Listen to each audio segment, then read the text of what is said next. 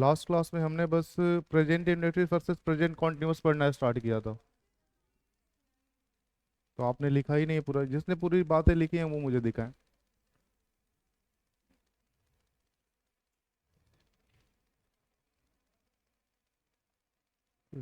यहाँ तक मैंने करा दिया था ना। बताया मुझे इसके रिगार्डिंग, क्या किसी को कोई डाउट है या सारी चीजें क्लियर है? कोई डाउट है किसी को? ठीक है ना? आप नए हैं भाई साहब? अच्छा चलिए कोई नहीं। हाँ तो मुझे ये बताएं कि कोई किसी को डाउट है कुछ?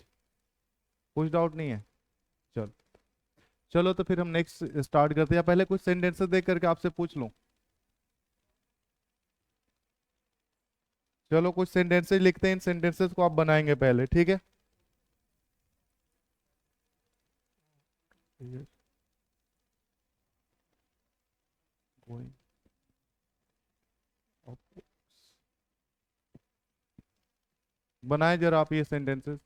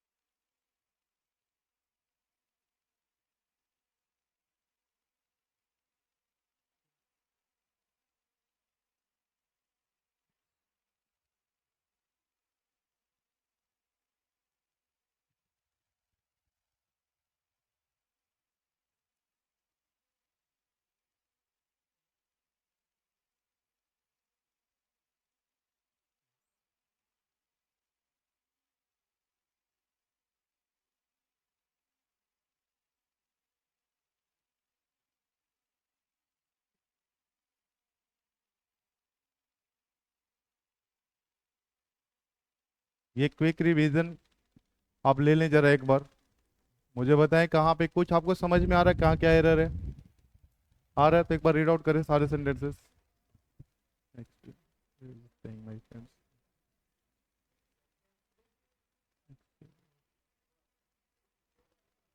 कोई बता सकता है पहले में? चलो पांच ही क्वेश्चन रखते हैं, या चलो और लिख लेते हैं जैसे मैंने लिखा। Students needing.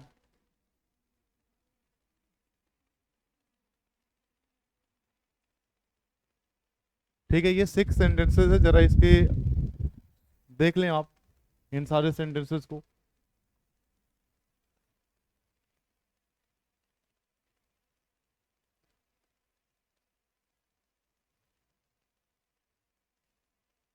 कोई बता सकता है पहले में क्या एरर है?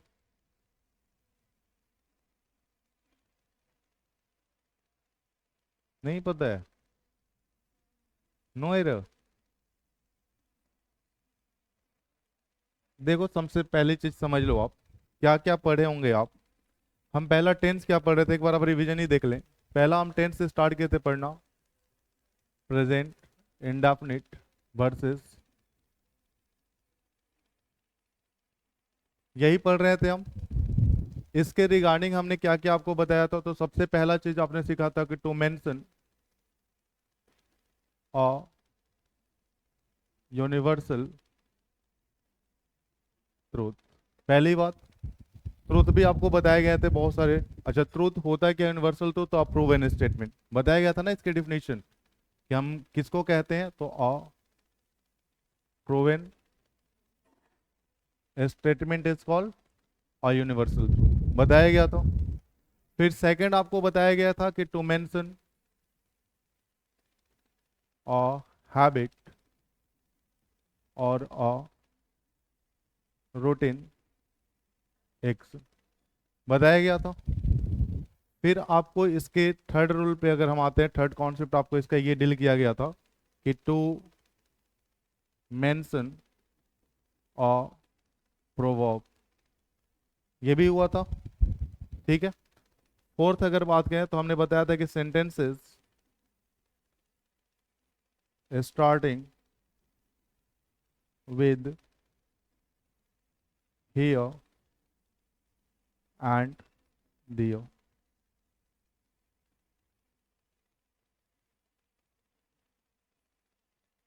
इसकी भी बातें हुई थी। क्या आपको ये चारों बताए गए हैं पहले कि पहला आप प्रेजेंट इंडेफिनिट का इस्तेमाल कहाँ करते हैं, तो to mention a universal truth.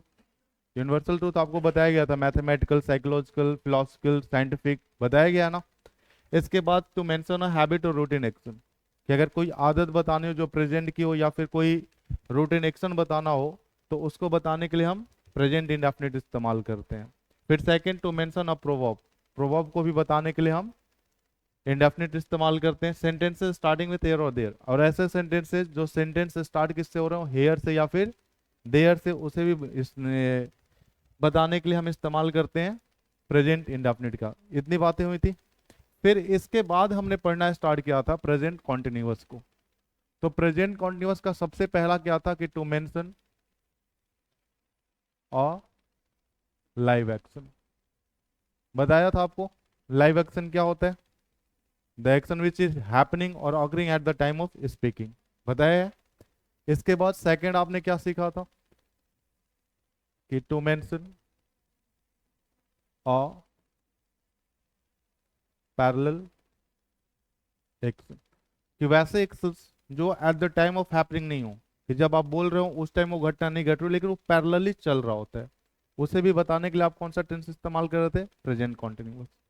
फिर आपने थर्ड सीखा था क्या कि to mention a habit, to mention a habit which causes irritation, irritation और frustration, बताया गया था आपको, याद है। इतने ही आपने पढ़े थे प्रेजेंट इंडेफिनिट और प्रेजेंट कॉन्टिन्यूअस के। प्रेजेंट कॉन्टिन्यूअस में सबसे पहला क्या, to mention a live action, second to mention a parallel action, और थर्ड क्या था कि एक ऐसी आदत, समझो एक सिंपल सी आदत हो, तो सिंपल सी आदत हम किसके थ्रू बताते हैं, तो प्रेजेंट इंडेफिनिट के थ्रू। लेकिन एक ऐसी आदत हो जिससे क्या हो रहा हो, या तो इरिटेशन हो रहा हो या फिर फ्रस्ट्रेशन हो रहा हो, क्या हो रहा हो, इरिटेशन और फ्रस्ट्रेशन, तो उसे बताने के लिए हम क्या यूज करेंगे, प्रेजेंट कॉन्टिन्यूअस। जैसे समझो अगर मैं कहता हूं, सेंटेंस समझना, जैसे हमने कहा ही इज कमिंग लेट,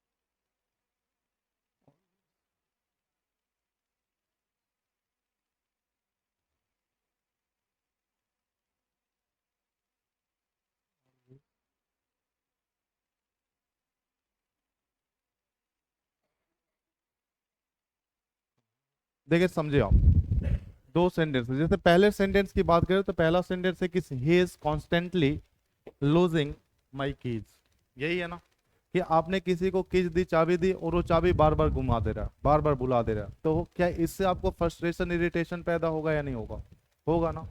इसका मतलब ये भी आदत है कि वो बार बार इस एक्शन को रिपीट कर रहा है। अच्छा, आदत होता क्या है, एक ऐसा एक्शन जिससे आप बार बार करने लगते हैं, वही होता है ना। तो ये भी वही है, लेकिन क्या ये अगर कोई आपकी चाबी बार बार खो देता है, भूल जाता है, तो क्या ये आपको इरिटेशन या फिर फ्रस्ट्रेशन या फिर गुस्सा आएगा या नहीं आएगा? आएगा ना। तो एक ऐसी आदत है जो क्या कर रहा है, फ्रस्ट्रेशन या फिर इरिटेशन पैदा कर रहा है। इसी वजह से इसका टेंस क्या होना चाहिए, प्रेजेंट कॉन्टिन्यूअस। अगर ये प्रेजेंट इंडेफिनिट में लिखा जाए तो क्या ये गलत होगा, सही होगा? गलत हो जाएगा। तब तो ये प्रेजेंट कॉन्टिन्यूअस में है ना ये। और अगर ये प्रेजेंट कॉन्टिन्यूअस में है तो ये बिल्कुल सही है। नेक्स्ट है he is always coming here. He is always coming here. अगर कोई यहाँ आता है तो क्या इस चीज से आपको पता चल रहा है कि इसमें फ्रस्ट्रेशन है? नहीं पता चल रहा ना। ये एक सामान्य सा सेंटेंस है। और जब सामान्य सा सेंटेंस से कोई यहाँ हमेशा आता है मतलब उसकी ये आदत है। और जब इसकी आदत है तो यहाँ पे इज कमिंग नहीं होना चाहिए, क्या होना चाहिए, कम्स होना चाहिए। वैसे ही अगर मैं एक और सेंटेंस लिख दूं कि they are going for a walk daily. They are going for a walk daily. अगर कोई टहलने रोज जाता है तो क्या ये आदत है या नहीं है, रोज कर रहा है तो। लेकिन क्या इससे इरिटेशन, फ्रस्ट्रेशन या फिर कोई एंग्री कुछ हो रहा है? कोई नहीं हो रहा। और जब नहीं हो रहा तो क्या ये कॉन्टिन्यूअस में होगा फिर इंडेफिनिट में होगा? इंडेफिनिट में होगा। तो ये एक सामान्य आदत है, इसी वजह से यहाँ पे क्या होना चाहिए, they go for a walk daily. समझ पाओ ना कि ये हैबिट और ये हैबिट में क्या फर्क है दोनों में, समझ पा रहे हैं ना? ठीक है। तो अब आप देखें इसके बाद भी आपको एक और कॉन्सेप्ट बताया गया था, क्या कि वैसे वर्ब्स जो हमें एक्शंस बताते हैं, जो एक्शन वाले वर्ब होते हैं, they can be use in any tense. That means indefinite में भी किए जा सकते हैं, कॉन्टिन्यूअस में भी किए जा सकते हैं, परफेक्ट में भी किए जा सकते हैं, परफेक्ट कॉन्टिन्यूअस में भी किए जा सकते हैं। बताया गया था जो वर्ब हमें क्या बताते हैं, एक्शन वर्ब्स होते हैं। लेकिन सेकंड आपको इसी का पैरेलल क्या बताया गया था कि जो हमें स्टेटिव वर्ब्स होते हैं, जो स्टेटिव वर्ब्स हैं, इनका सिर्फ दो ही टेंस में आप इस्तेमाल करते हैं। या तो इनका इस्तेमाल आप इंडेफिनिट टेंस में करें या फिर कहाँ करते हैं आप, कॉन्टिन्यूअस में करते हैं। फॉर एग्जाम्पल आप देखें, जैसे हम पहला सेंटेंस लिखते हैं, जैसे हमने लिखा कि she is playing cricket. She is playing cricket. आप इसमें वर्ब कौन है, हमें एक्शन वर्ब पे देखना है ना। वर्ब कौन है यहाँ पे, प्लेइंग। आप हमें बताएं जो प्लेइंग है ये स्टेट है या फिर एक्शन है? हाँ, एक्शन है। और अगर ये एक्शन है तो ये किसी में भी लिखा जा सकता है। ठीक है, इंडेफिनिट में भी लिखा जा सकता है, कॉन्टिन्यूअस में भी लिखा जा सकता है, परफेक्ट में भी लिखा जा सकता है, परफेक्ट कॉन्टिन्यूअस में भी लिखा जा सकता है। मतलब अगर आप चाहे तो इसे ऐसे भी लिख सकते हैं, सेकंड कि सी प्लेज क्रिकेट। आप ऐसा भी लिख सकते हैं। आप चाहें तो इसे ऐसा भी लिख सकते हैं, she has played, she has played cricket. आप ये भी लिख सकते हैं, ये भी वाक्य सही है। आप चाहें तो इसे ऐसे भी लिख सकते हैं कि she has been playing cricket. आप कुछ भी एक टाइम वर्ड लगा दें, जैसे मैंने लिख दिया सिंस मॉर्निंग। तो ये हर एक वाक्य ये सही है, समझ गए? ये क्या है, सबके सब सही है। लेकिन अगर हम कह देते हैं सेकंड सेंटेंस इधर हम लिखते हैं इसके रिगार्डिंग, जैसे हमने लिखा कि राजू, ठीक है, Raju is knowing you and me. Second मैंने लिखा राजू इज, या फिर Raju has been knowing you and me. Third लिखा हमने Raju has known me you and me. और फोर्थ सेंटेंस है कि राजू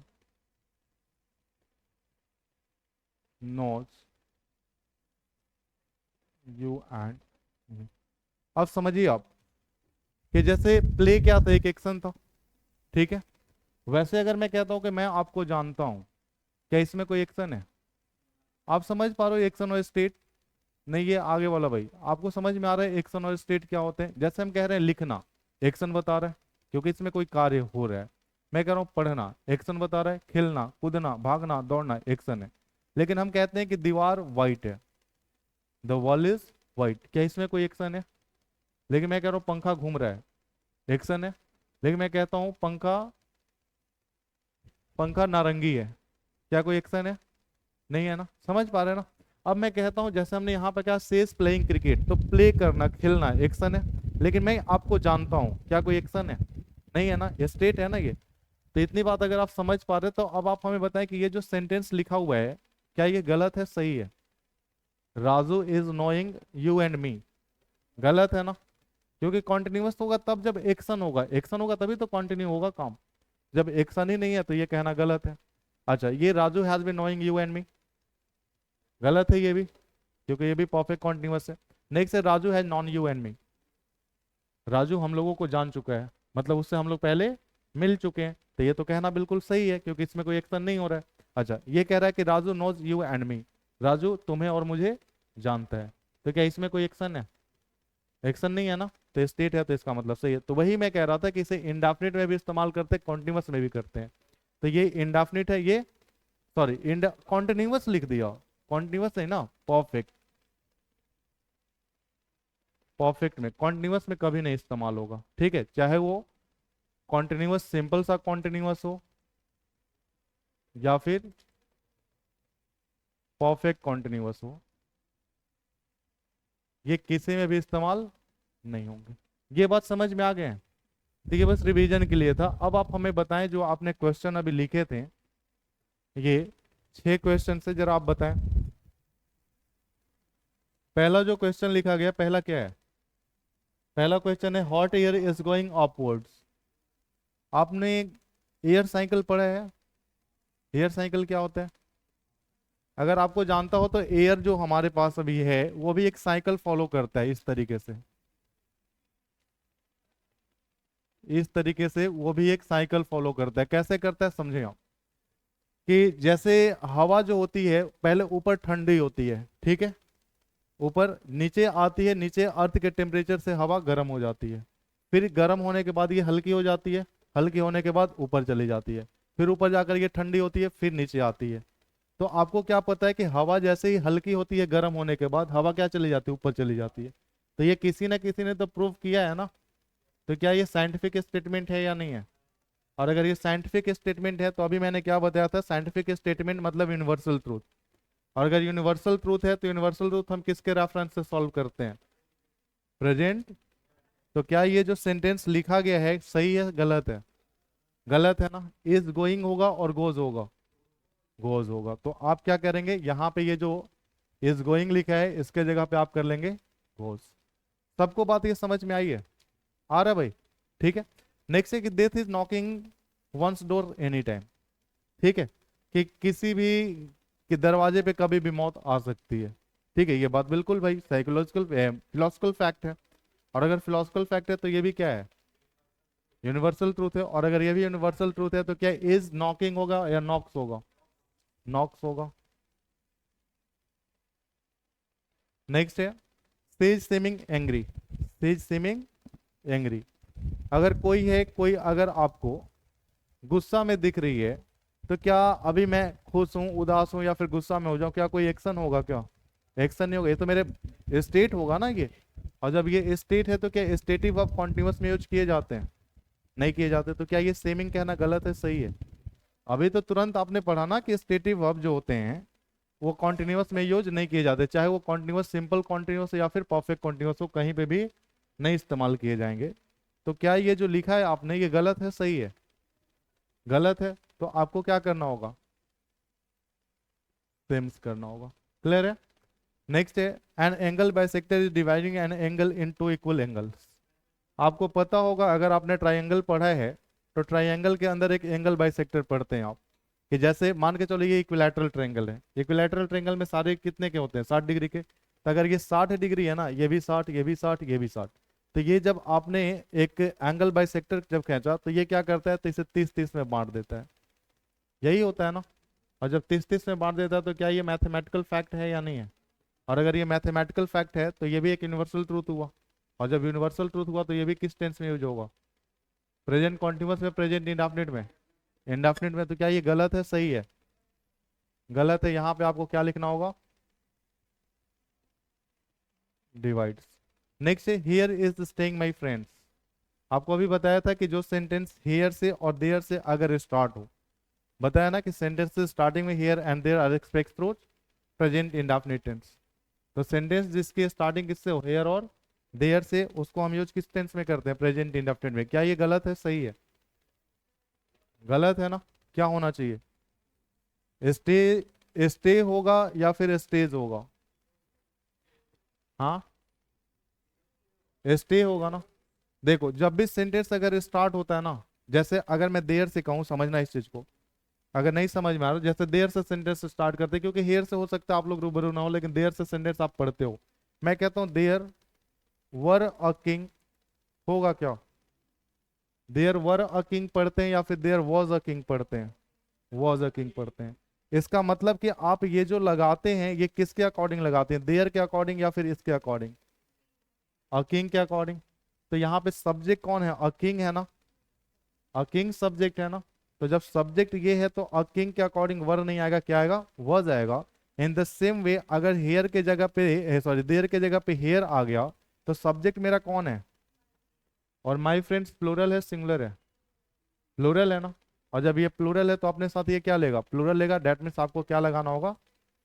स्टे लगाना होगा। समझ पाए? तो याद रखना है कि हेयर और देयर सब्जेक्ट नहीं होते।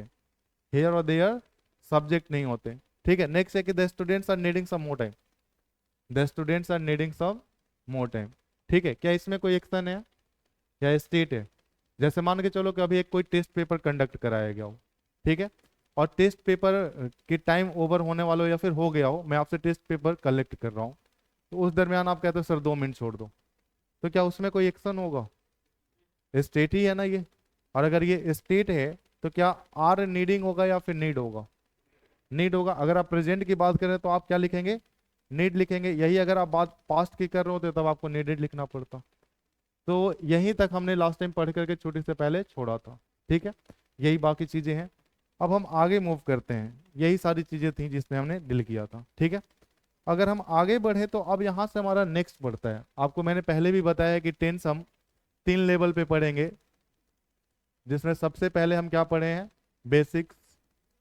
सेकेंड अभी हम पढ़ रहे थे कॉम्परेटिव एनालिसिस, यही पढ़ रहे हैं। और थर्ड हम पढ़ेंगे फिर कंडीशनल्स। यही 3 लेवल पे खत्म होगा टेंस। ठीक है। तो हमने क्या क्या कंप्लीट कर लिया है? इसको कंप्लीट कर लिया था पूरी तरीके से। अब बचा हुआ है इसमें, जिसमें हमने थोड़े से पार्ट को कवर किया है, लेकिन अभी बहुत बाकी है और ये पूरी तरीके से बाकी है। तो कॉम्परेटिव एनालिसिस को ही हम आगे प्रोसीड करेंगे। ठीक है। तो देखें,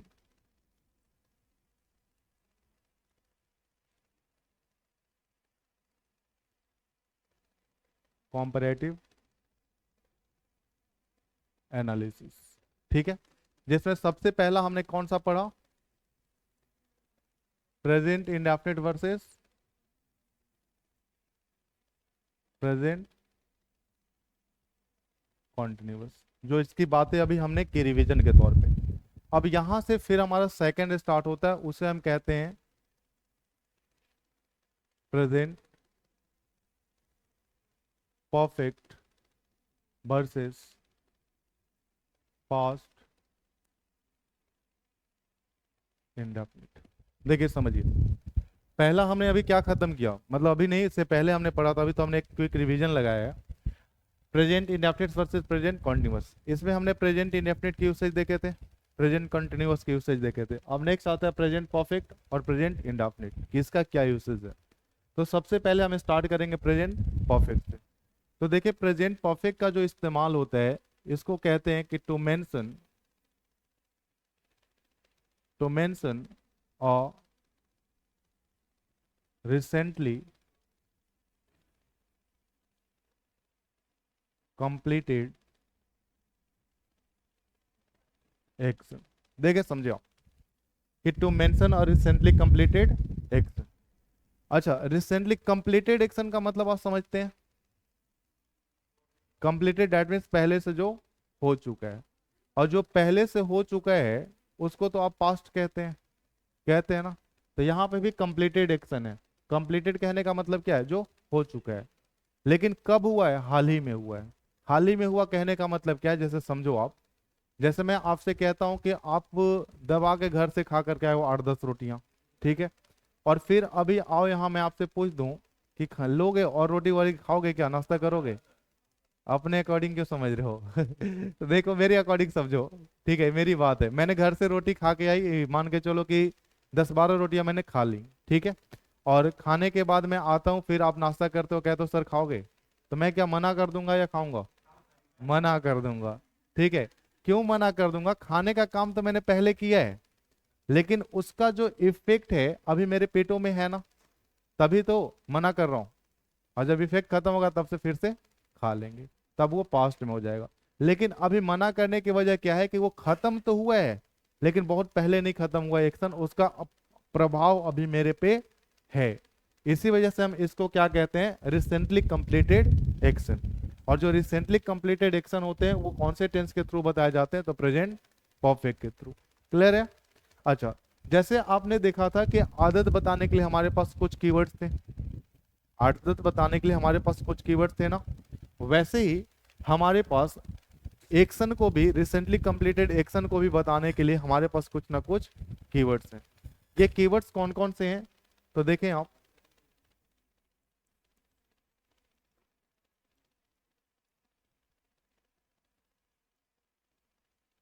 देखें ये कीवर्ड्स कौन कौन से हैं। जैसे पहला तो आपने प्रेजेंट कॉन्टिन्यूअस में पढ़ा था, नाउ। नाउ किसका कीवर्ड होता है? प्रेजेंट कॉन्टिन्यूअस का। ठीक है, राइट नाउ भी उसी का होता है। वैसे यहां आएगा सबसे पहले बाई नाउ। समझना, नाउ हो गया तो किसका? प्रेजेंट कॉन्टिन्यूअस का। और बाई नाउ हो गया तो प्रेजेंट परफेक्ट का। ठीक है, वैसे ही आप कह सकते हो, या फिर और भी आपने पढ़ा है, by now, by this time. आपने वहां पे भी पढ़ा था दिस टाइम, लेकिन दिस टाइम किसका था? कॉन्टिन्यूअस का। बाई दिस टाइम परफेक्ट का। बहुत ज्यादा फर्क नहीं है, देखो सिर्फ बाई बाई लग रहा है। ठीक है, नेक्स्ट आपने पढ़ा था this point of time continuous में, यहां पे आएगा by this point of time. ठीक है, बाई से पता चल गया कि परफेक्ट में आएगा। फिर और भी देखें, जैसे आएगा so far,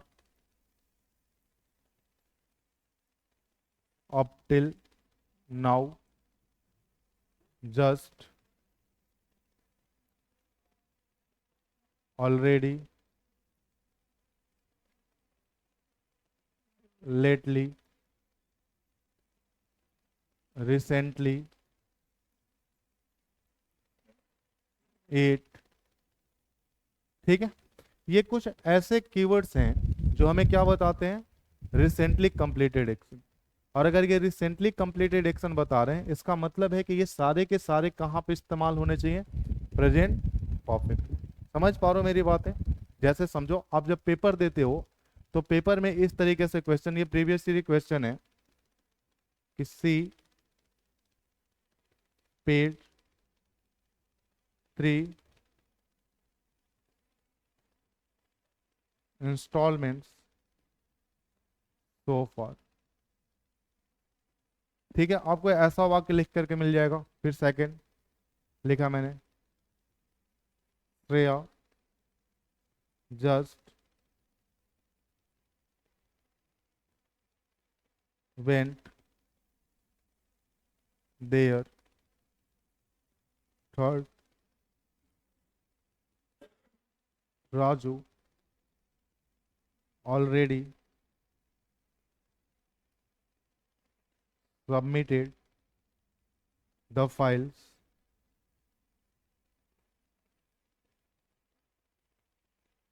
fourth,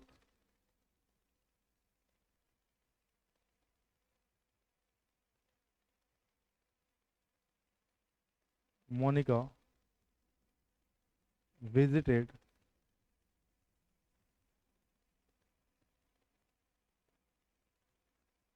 the Taj Mahal recently, और फिफ्थ नंबर है। अच्छा, ये पता चल रहा है ना कि अलग है, ये नहीं कि कलर से गड़बड़ हो जाए, या कलर चेंज कर दें क्या? ठीक है ना। नेक्स्ट है nano,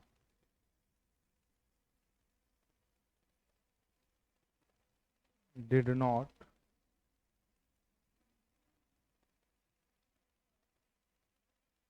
come back from the market.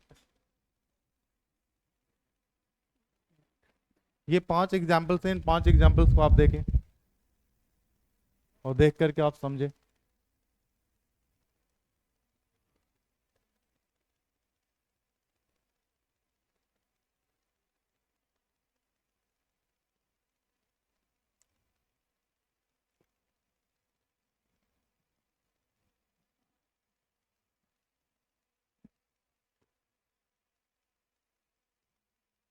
बताइए, बताएं पहला क्वेश्चन जो लिखा है, फर्स्ट जो हमारा क्वेश्चन है, गलत है सही है? और गलती है तो क्या गलती है बताइए, कोई बता सकता आप में से? आपको ये बात समझ में आ रही है कि ये रिसेंटली कंप्लीटेड एक्शन है?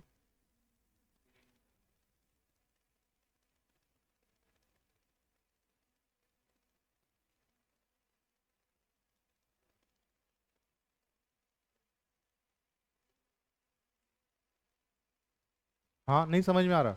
देखे, जैसे पहला देखे, फर्स्ट क्वेश्चन हमारा लिखा गया है कि she paid 3 instalment so far, she paid 3 instalment so far. अगर आप देखेंगे तो ये जो सो फॉर लिखा हुआ है अब तक, ठीक है, सो फॉर लिखा हुआ है, क्या आपको बताया गया कि ये हमें रिसेंटली कंप्लीटेड एक्शन बताता है? और अगर रिसेंटली कंप्लीटेड एक्शन बताता है, इसका मतलब है कि सो फार का इस्तेमाल, अच्छा ये कौन सा टेंस लिखा हुआ है? सी पेड 3 इंस्टॉलमेंट्स सो फार, ये कौन सा टेंस लिखा हुआ है? Past indefinite, simple past. तो क्या सो फार का इस्तेमाल हम सिंपल पास्ट में करते हैं, दैट मीन्स पास्ट इंडेफिनिट में करते हैं, या फिर प्रेजेंट परफेक्ट में करते हैं? प्रेजेंट परफेक्ट में करते हैं। तो क्या ये सेंटेंस गलत है सही है? गलत है। इसका मतलब है कि इसे हमें सही करेंगे। स्ट्रक्चर तो पता है ना दोनों का स्ट्रक्चर क्या होता है?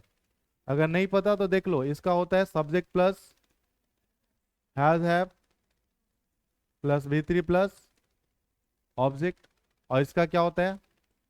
Subject plus V2 plus object. यही होता है ना। तो हम क्या करेंगे इस वाले सेंटेंस में, अगर हम यहाँ पे सिर्फ हैज लगा दें, क्या ये सेंटेंस सही हो जाएगा? हो जाएगा ना। समझ गया। नेक्स्ट है Shreya just went there, Shreya just went there, क्या आपको जस्ट के बारे में भी बताया गया कहीं? जस्ट ऑलरेडी है ना। जस्ट भी हमें क्या बताता है? Recently completed. और जब रिसेंटली कंप्लीटेड है तो क्या वेंट होगा या फिर वेंट होगा या फिर हैज गॉन होगा?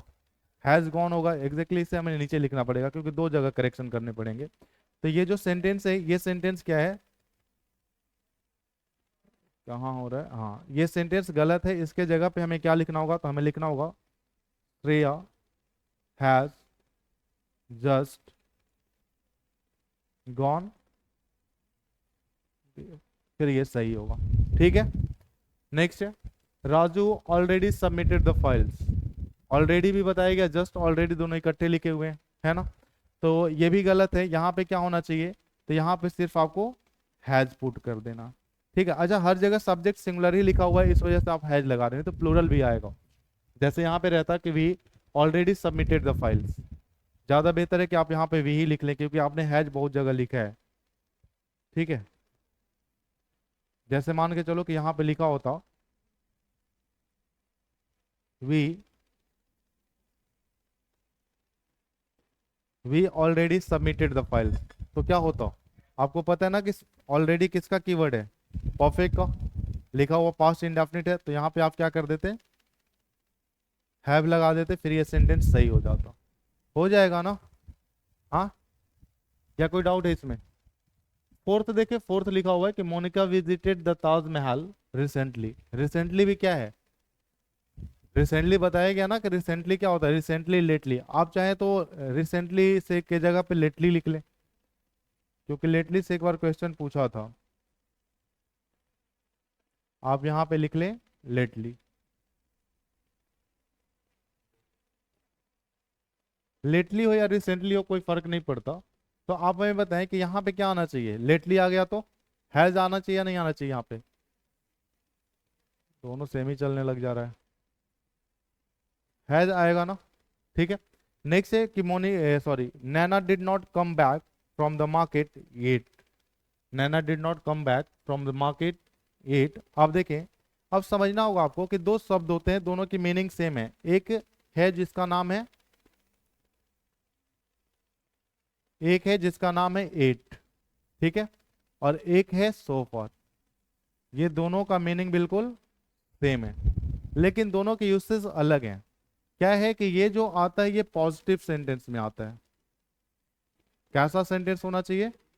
पॉजिटिव होना चाहिए, ठीक है, सेंटेंस पॉजिटिव होना चाहिए। जबकि एट जो है ये आएगा नेगेटिव सेंटेंस में। समझ गया?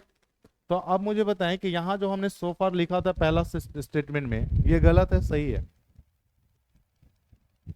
अगर इसी क्वेश्चन को हमने ऐसा लिख देता, ऐसा लिखा होता कि she has not paid 3 instalment सो फार, तब गलत होता सही होता? गलत हो जाता। अभी तो ये पॉजिटिव सेंटेंस है, और अगर अभी ये पॉजिटिव है दैट मीन्स ये बिल्कुल सही है ना। लेकिन अगर मैं यहाँ लास्ट वाले सेंटेंस की बात करूँ जो कि लिखा है Naina did not come back from the market yet, तो इसमें क्या गलती है? पहली चीज, क्या आप देखिए ये सेंटेंस क्या निगेटिव है मेरा? नॉट है ना। नॉट है तो एट तो बिल्कुल सही है, एट सही है ना, बिल्कुल सही है। लेकिन हमें ये बताएं कि क्या इसका टेंस सही है? नैना है होता है नैना। नैना प्लूरल है सिंगुलर है संदीप?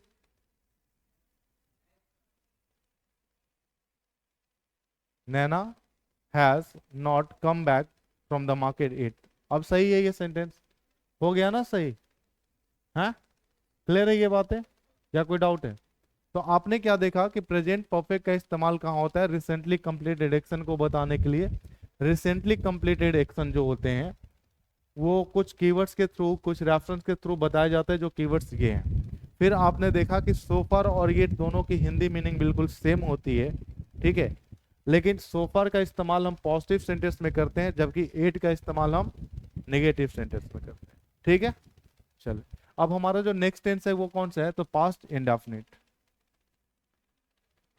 हम पढ़ रहे थे present perfect versus past indefinite. तो अभी हमने पढ़ा प्रेजेंट परफेक्ट के बारे में। विजिबल है ना ये कलर? विजिबल नहीं है?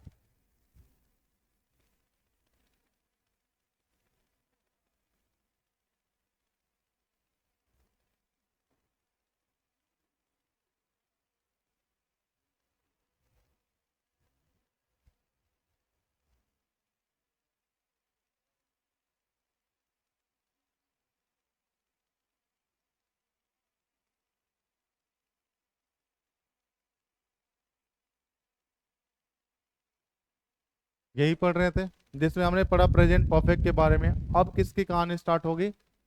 पास्ट इंडेफिनिट का। तो देखिए पास्ट इंडेफिनिट का यूज क्या है, कहाँ यूसेस करते हैं इसको, कहाँ क्या यूज है इसका? तो देखिए इसका होता है कि to mention a past, to mention past specific time. देखिए समझे आप, क्या लिखा गया? To mention past specific time, कि जो पास्ट के स्पेसिफिक टाइम होते हैं उसे बताने के लिए हम क्या इस्तेमाल करते हैं? तो उसे इस्तेमाल करते हैं बताने के लिए पास्ट इंडेफिनिट। ठीक है। अब देखिए इसे भी बताने के लिए हमारे पास, पास्ट स्पेसिफिक टाइम बताने के लिए भी हमारे पास कुछ कीवर्ड है। अच्छा, पास्ट स्पेसिफिक टाइम वो कौन कौन हो सकता है? अच्छा, पास्ट मतलब क्या? जो अभी से पहले था। वो टाइम क्या हो सकता है? तो वो टाइम कोई डे हो सकता है, कोई डेट हो सकती है, कोई मंथ, कोई ईयर, कोई वीक, कोई वीक, कोई सीजन, कोई सीजन हो सकता है, कोई वेदर हो सकता है, ठीक है, ये तमाम चीजें। या फिर कुछ इसके कीवर्ड्स भी हैं, कुछ इसके कीवर्ड्स भी हैं। कीवर्ड्स कौन से हैं? तो इसके कीवर्ड्स हैं कि अगर आपको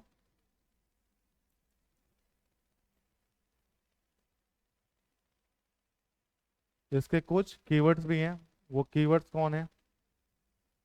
तो कीवर्ड्स है जैसे आपको लिखा हुआ मिल जाए यस्टरडे,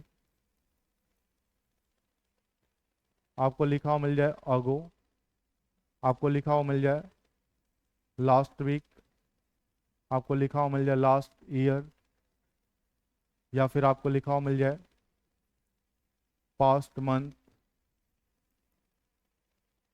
पास्ट डे। इस तरीके से बहुत सारे बनाए जा सकते हैं, जैसे yesterday, ago, last week, last month, last season, last, कुछ भी बना सकते हैं आप, लास्ट पास्ट लगा करके बना सकते हैं ना, ऐसे बहुत सारे आएंगे। ठीक है, तो हमारे ये कुछ कीवर्ड्स हैं। ठीक है, पहला क्या कि ये हमें क्या बताएगा, तो पास्ट का स्पेसिफिक टाइम बताएगा। ये पास्ट का स्पेसिफिक टाइम बताएगा। वो पास्ट का स्पेसिफिक टाइम क्या हो सकता है? कोई डे हो सकता है, कोई डेट हो सकती है, कोई मंथ, कोई ईयर, कोई वीक, कोई सीजन, कोई वेदर। ठीक है, ये तमाम चीजें। फिर आपने कुछ कीवर्ड्स देखे, इसके कीवर्ड्स कौन कौन से हैं? तो कीवर्ड्स है yesterday, ago, last week, last day, last month, ऐसे बहुत सारे बनाए जा सकते हैं, लास्ट डेकेड, लास्ट सेंचुरी। ठीक है, इस तरीके से ये होते हैं हमारे कीवर्ड्स। अब देखिए वाक्य में ये एग्जाम्पल कैसे पूछे जाते हैं। जैसे पहला लिखा हमने कि she has qualified the NDA exam in 2022, in 2022। Second लिखा, Mohit has met me yesterday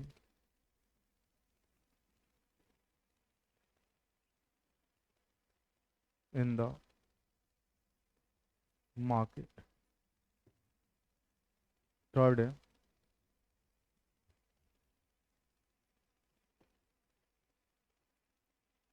they have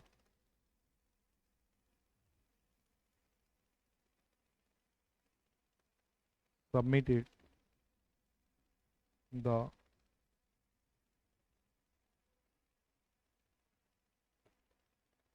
project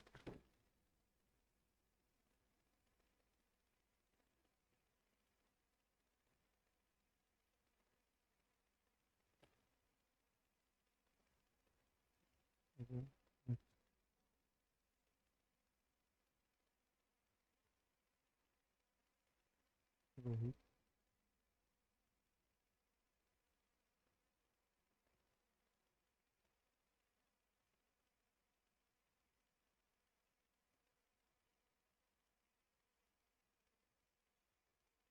देखिए समझे आप, ये चार एग्जाम्पल्स हैं। ठीक है, ये चार एग्जाम्पल्स। और चलो इसके बाद हम करेंगे, ये चार ही पहले आप देख लें।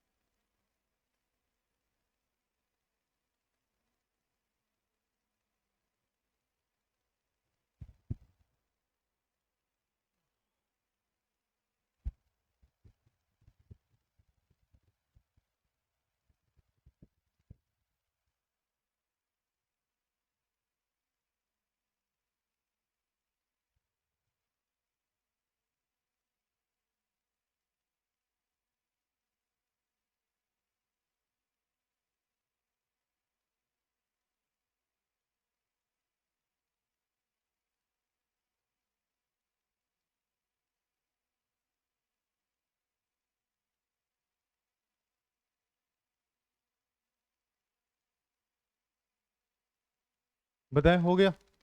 देखें, फर्स्ट क्वेश्चन है she has qualified the NDA exam in 2022। ठीक है। देखो, जैसे अगर हम टाइमलाइन पे इस चीज को बनाएं तो टाइमलाइन पे कैसे बनाएंगे समझना। जैसे कौन सा कलर विजिबल होगा इस पे? ब्लैक होगा। ब्लैक तो होना चाहिए। है? ब्लैक भी विजिबल नहीं है? विजिबल है ना ब्लैक? देखें, जैसे अगर हम टाइमलाइन पे बनाना चाहें तो हम ईयर बनाते हैं। जैसे हमने यहाँ लिखा 2015, 2020 कुछ इधर होगा, 2021 यहाँ होगा, 2022 यहाँ होगा। अब रूलर इंच से ये माप मत मापना कि सर आप ये गलत बना रहे हैं। ठीक है। और ये 2023 यहाँ होगा, यही होगा ना। अगर मैं कह रहा हूँ कि 2022 में उसने एनडीए एग्जाम पास किया है, दैट मीन्स हमें 2023 से कहाँ मूव करना है? 2022 की ओर मूव करना है ना। अब भाई हमारा ये क्या है? प्रेजेंट ईयर है। और ये क्या पास्ट ईयर था या नहीं था? तो अगर हम 2023 से 22 की ओर मूव कर रहे हैं तो क्या ये पास्ट की ओर मूव कर रहे हैं? और हर एक ईयर क्या अपने आप में स्पेसिफिक है या नहीं है ना स्पेसिफिक? क्या ये 2022 जो चला गया फिर से 2022 आएगा?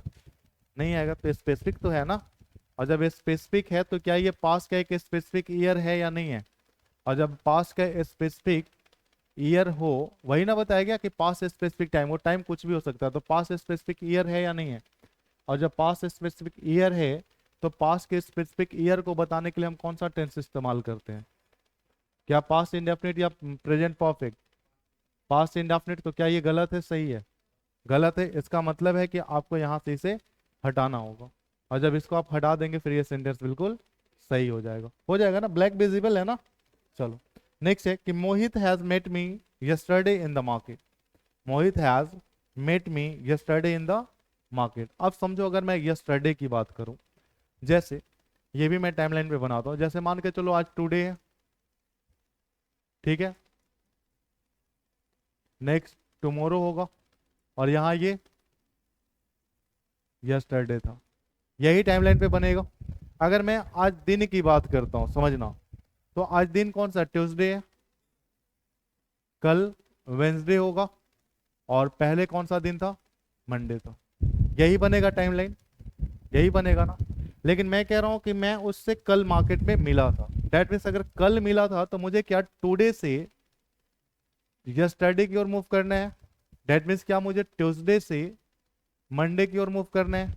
तो क्या अभी से अगर हम मंडे पीछे जा रहे हैं, क्या ये पास्ट पास्ट टाइम है? और जो मंडे कल बीत चुका, क्या फिर से वो आएगा? मंडे तो आएगा पर वो तो नहीं आएगा ना। आएगा। तो क्या ये स्पेसिफिक है या नहीं है? तो क्या ये भी पास का एक स्पेसिफिक टाइम यस्टरडे बता रहा है या नहीं बता रहा है?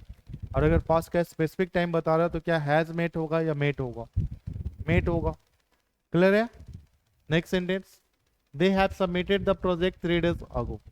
They have submitted the project 3 days अगो। अगर मैं इसे टाइमलाइन पे बनाऊं,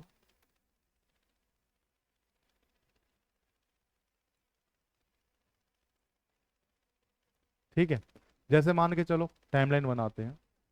जैसे हम आज की बात करते हैं, 3 days अगो मतलब 3 दिन पहले। आज कौन सा दिन है? ट्यूसडे। कल होगा वेंसडे, मंडे, इससे पहले संडे, इससे पहले सैटरडे, इससे पहले फ्राइडे, और इससे पहले क्या होगा? थर्सडे होगा। यही होगा ना। यही 7 दिन होते हैं ना सप्ताह में। ठीक है। अब कहा जा रहा है कि वो 3 दिन पहले ही सबमिट कर दिया है। प्रोजेक्ट को 3 दिन पहले सबमिट कर दिया है। दैट मीन्स अगर हम अभी से कहें आज ट्यूसडे, यहां से 1 2 3, that means I am talking talking about Saturday. Saturday की बात कर रहा हूँ। और अगर सैटरडे की बात करो तो क्या अभी से मुझे पास की ओर मूव कर रहे हैं या नहीं कर रहे हैं? पास की ओर मूव कर रहे हैं ना। और मुझे बताएं, क्या ये सैटरडे जो बीत गया, क्या ये सैटरडे फिर से आएगा? नहीं आएगा ना। और जब ये सैटरडे फिर से नहीं आएगा तो क्या ये पास का एक स्पेसिफिक टाइम है या नहीं है? है ना, ये पास का स्पेसिफिक टाइम। और जब ये पास का स्पेसिफिक टाइम हुआ तो क्या हैव सबमिटेड होगा या सिर्फ सबमिटेड होगा? नेक्स्ट है कि Rohit has come here last day. Last day मतलब आप दिन से ही कर ले। लास्ट डे मतलब आप पिछले दिन की बात करो। पिछले दिन का मतलब क्या है? मंडे। तो मंडे भी पास्ट का स्पेसिफिक टाइम ही बता रहा है। इसी वजह से यहाँ पे भी हैज कम नहीं होगा, क्या होगा? केम होगा। ठीक है, समझ गए या कोई डाउट है? तो पास्ट के स्पेसिफिक टाइम को बताने के लिए हम कौन सा टेंस यूज करते हैं? Past indefinite. और रिसेंटली कंप्लीटेड एक्शन को बताने के लिए प्रेजेंट परफेक्ट। क्लियर है? चलो, अब देखो दो तीन सेंटेंस लिखते हैं, इन सेंटेंसेस को आप पढ़िएगा। जैसे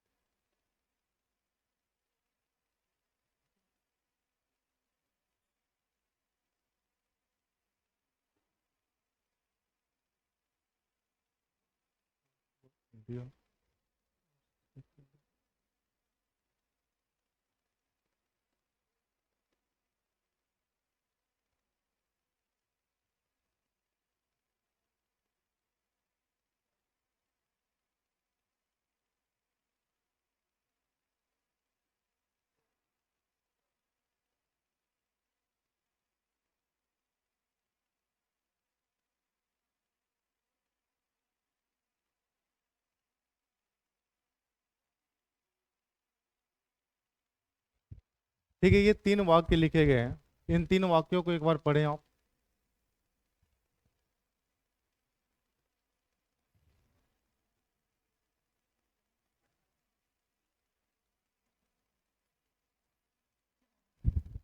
आप ऐसा करिए, मैंने एक स्लैंग लिख दिया, ब्रिटिशर्स कहना गलत होगा, आप सिर्फ इतना लिखें, द ब्रिटिश लिख लें।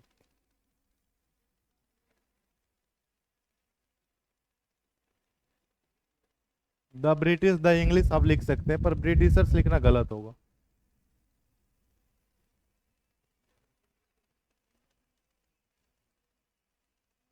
ब्रिटिशर लिखना क्यों गलत है ये बता दूं? समझ में आया? नहीं आया समझ में? ब्रिटिशर्स क्यों गलत है समझ लो। जैसे समझना, हम लिखते हैं इंडिया, हम लिखते हैं फ्रांस, हम लिखते हैं चाइना, हम लिखते हैं इंग्लैंड। इतने देश से समझ में आ जाएंगे। या फिर चलो एक जापान को भी ले लो। ठीक है, ये मैंने 5 कंट्रीज के नेम लिखे। अगर मुझे यहाँ के लोगों को बताना होता है तो हम क्या कहते हैं? इंडियन,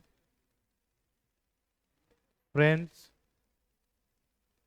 चाइनीज, इंग्लिश, जापानीज, यही कहते हैं। इन द सेम वे, अगर आपको पता हो तो अगर उसमें शायद आयरलैंड को मिला दिया जाता है तो उस देश को हम कहते हैं ब्रिटेन। क्या कहते हैं हम? ब्रिटेन कहते हैं ना? ब्रिटेन कहते हैं ना? तो यहाँ के लोगों को हम क्या कहते हैं? ब्रिटिश। तो क्या सिर्फ इतना सही हमें नहीं पता चल रहा है कि ये लोग कहाँ के हैं? चल रहा है ना? अब मुझे बताना, क्या मैं इंडियनर्स लिख सकता हूँ? लिख सकता हूँ। क्या मैं फ्रेंचर्स लिख सकता हूँ? नहीं लिख सकता। तो आप मुझे बताओ, ब्रिटिशर्स कैसे लिख सकते हो? लिख सकते हो? नहीं लिख सकते।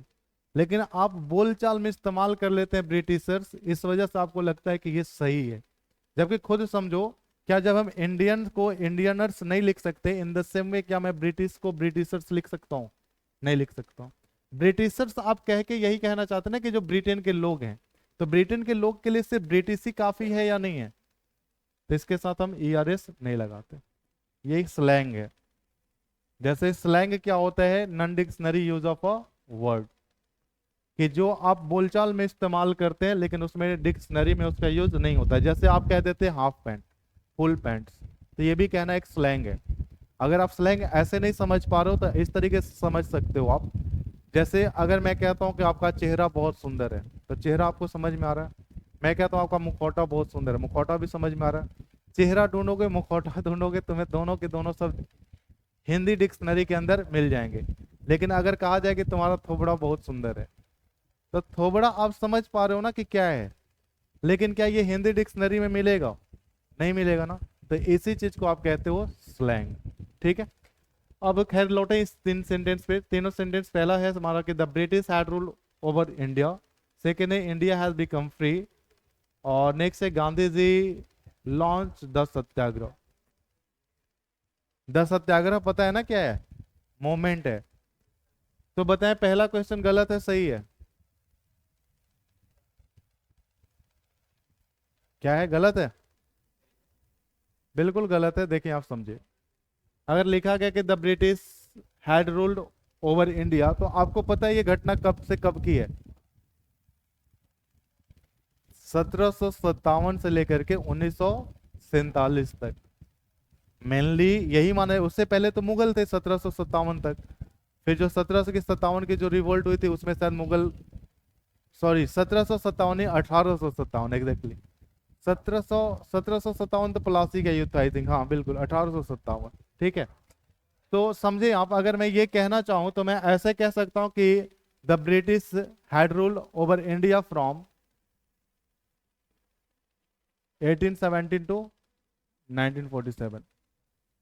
इससे पहले है, अब पता नहीं भाई, जो भी है समझ लो, जो भी है। अच्छा कोई बात नहीं, छोड़ो। यहां से ईस्ट इंडिया कंपनी की समझो, यहां से ईस्ट इंडिया कंपनी की सारी चीजें कैंसिल हो गई थी ना आई थिंक। ठीक है, उससे पहले ही से होगा मुझे लगता है, जब भी हो। छोड़ो हटाओ, कोई मतलब नहीं है उससे हमें। हम आपके जीएस के टीचर नहीं, इसको हटा दो। यहां मान लेते हैं, ठीक है, जो भी आपको ड्यूरेशन यहां मानना है आप मान ले, लेकिन ये तो पता है कि 1947 तक था। इतना पता है ना? और जब इतना पता है तो अगर आप टाइमलाइन बनाओगे तो 2023 से अगर 1947 जाओगे तो क्या कहो, काफी पीछे जाना होगा या नहीं जाना होगा? जाना होगा ना? तो क्या 1947 से जो भी यहाँ पीरियड था, ये दोनों पास का स्पेसिफिक टाइम बता रहे हैं या नहीं बता रहे हैं? बता रहे हैं ना? भले ये चीज यहाँ पे मेंशन नहीं किया हुआ है, ये चीज यहाँ पे मेंशन नहीं किया गया है, लेकिन क्या ये पास का स्पेसिफिक टाइम बता रहे हैं या नहीं बता रहे हैं? और अगर ये पास का स्पेसिफिक टाइम बता रहा है, इसी वजह से क्या ये भी एक पास स्पेसिफिक टाइम हुआ या नहीं हुआ? और अगर पास का स्पेसिफिक टाइम हुआ तो यहाँ पे हैड हम हटाएंगे। सेकंड देखिए लिखा हुआ है India has become free. India has become free, India स्वतंत्र हो गया। लेकिन ये घटना कब की है? तो इन 1947। लेकिन ये लिख करके आपको नहीं मिलता है। जब क्वेश्चंस पेपर में पूछे जाते हैं तो ये चीजें हिडन फॉर्म में होती हैं, आपको समझना पड़ता है, ये लिख करके नहीं मिलता है। लेकिन ये समझ पा रहे हो कि 1947 की अगर मैं बात कर रहा हूं तो 1947 आज की बात नहीं है, पहले की है। और अगर ये पहले की है तो क्या ये पास्ट का स्पेसिफिक टाइम है या नहीं है? और अगर ये पास्ट का स्पेसिफिक टाइम है तो ये भी कौन से टेंस में होना चाहिए? पास्ट इंडेफिनिट में होना चाहिए। और अगर ये पास्ट इंडेफिनिट में होना चाहिए, दैट मीन्स आपको क्या करना होगा यहाँ पे? बिकेम, यही होगा ना? नेक्स्ट है गांधी जी लॉन्च द सत्याग्रह। अगर ये पता हो आपको, सत्याग्रह शायद 1917 की घटना है। सत्याग्रह कब हुआ था? 1917 में। लेकिन ये लिखा हुआ नहीं है, लेकिन आपको पता ना कि ये घटना कब की है, ये मूवमेंट कब चलाया गया था? पता है ना? अगर पता है तो क्या 1917 भी एक पास्ट का स्पेसिफिक टाइम है या नहीं है? तो ये भी कौन से टेंस में होना चाहिए? पास्ट इंडेफिनिट में। क्या ये पास्ट इंडेफिनिट में है ना? अगर पास्ट इंडेफिनिट में है तो ये सेंटेंस बिल्कुल सही है। तो अगर आप देखोगे तो तीनों सेंटेंस से एक सारांश, इसका समरी यही निकल रहा है कि तीनों के तीनों हिस्टोरिकल इवेंट है। तीनों के तीनों क्या है? Historical event. तो जो हिस्टोरिकल इवेंट्स होते हैं ना, आप लिख लेंगे कि historical events are expressed in past indefinite tenses। Historical events कब किस में बताए जाते हैं? तो पास्ट इंडेफिनिट में बताए जाते हैं। समझ गए हैं?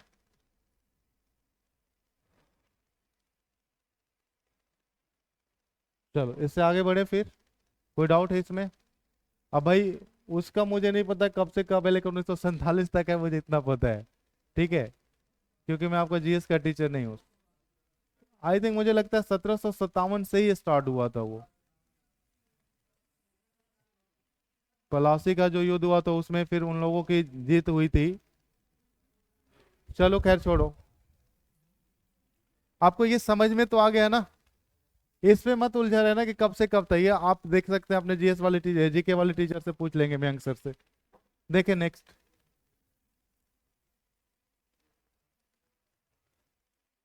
इसके बाद मैं कुछ सेंटेंसेस लिख रहा हूँ, इन सेंटेंसेस को आप रीड आउट करेंगे ना। देखिए, पहला सेंटेंस है कि she is working here since she had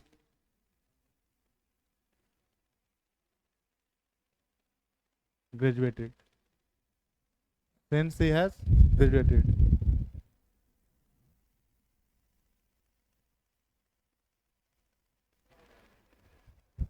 first sentence देखें आप। फर्स्ट सेंटेंस है she is working here since she had graduated. आप दोनों कॉन्सेप्ट पढ़ चुके हैं, ठीक है। इसको बस देखना है कि इसको हम बनाएंगे कैसे। सेकेंड है Raju is knowing my name since Raju is knowing my name since he had met me at met me।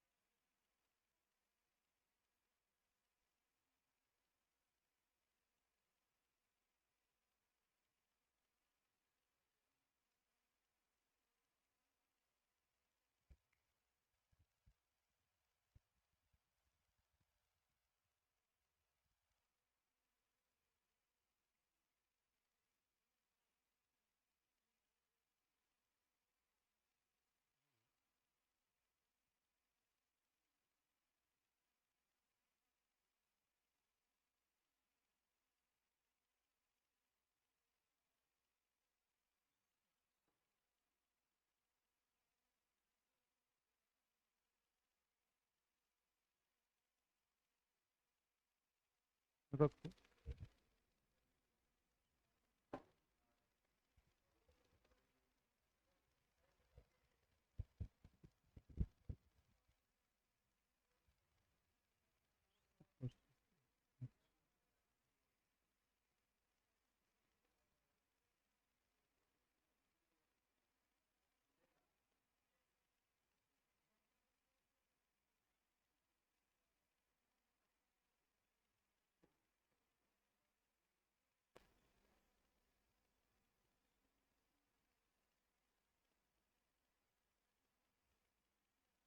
ये 6 सेंटेंसेस लिखे गए हैं। इन 6 सेंटेंसेस को आप एक बार पढ़ें और पढ़ करके आप मीनिंग समझने की कोशिश करें।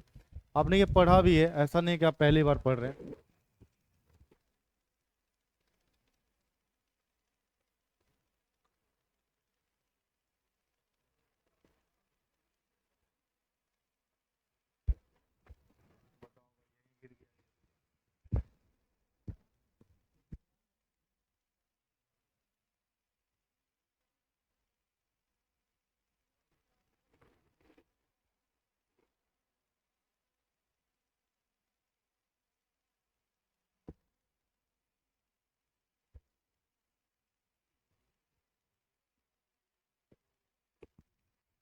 चलिए, हो गया।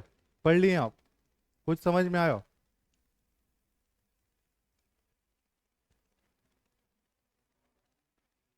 हाँ, कुछ समझ में आया आपको?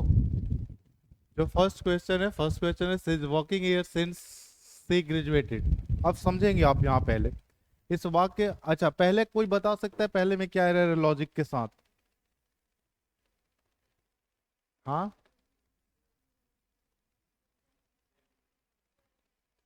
देखो अगर नहीं समझ में आ रहा तो सबसे पहले मैं दो सेंटेंस लिख रहा हूँ, इन दो सेंटेंसेस को पढ़ेंगे आप।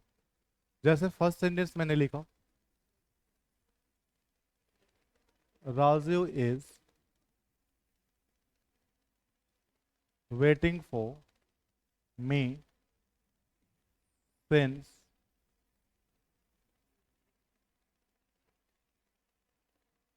मॉर्निंग। और सेकंड लिखा हमने कि मोहित इज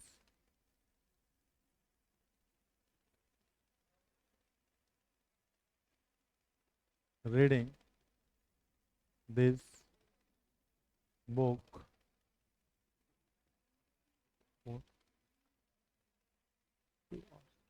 अब देखिए ये दोनों सेंटेंस, इसमें एरर बताएं आप कि इसमें क्या गलतियां हैं।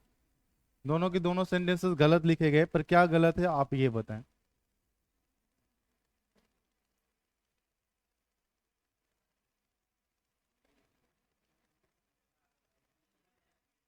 क्या हट जाएगा? क्या होना चाहिए? हैज बीन होना चाहिए। एग्जैक्टली हैज बीन क्यों होना चाहिए? अगर आपको याद हो तो आपको मैंने बताया था फॉर और सिंस का यूज, और मैंने बताया था ये परफेक्ट कॉन्टिन्यूअस में यूज किए जाते हैं, चाहे वो परफेक्ट कॉन्टिन्यूअस प्रेजेंट का हो, पास्ट का हो, फ्यूचर का हो। फ्यूचर में सिंस का यूज नहीं किया जाता, उसकी वजह भी मैंने बताई थी। ठीक है, लेकिन अब समझे आप कि ये जो वाक्य लिखे गए हैं ये दोनों के दोनों गलत हैं। समझ में आ रही है बातें?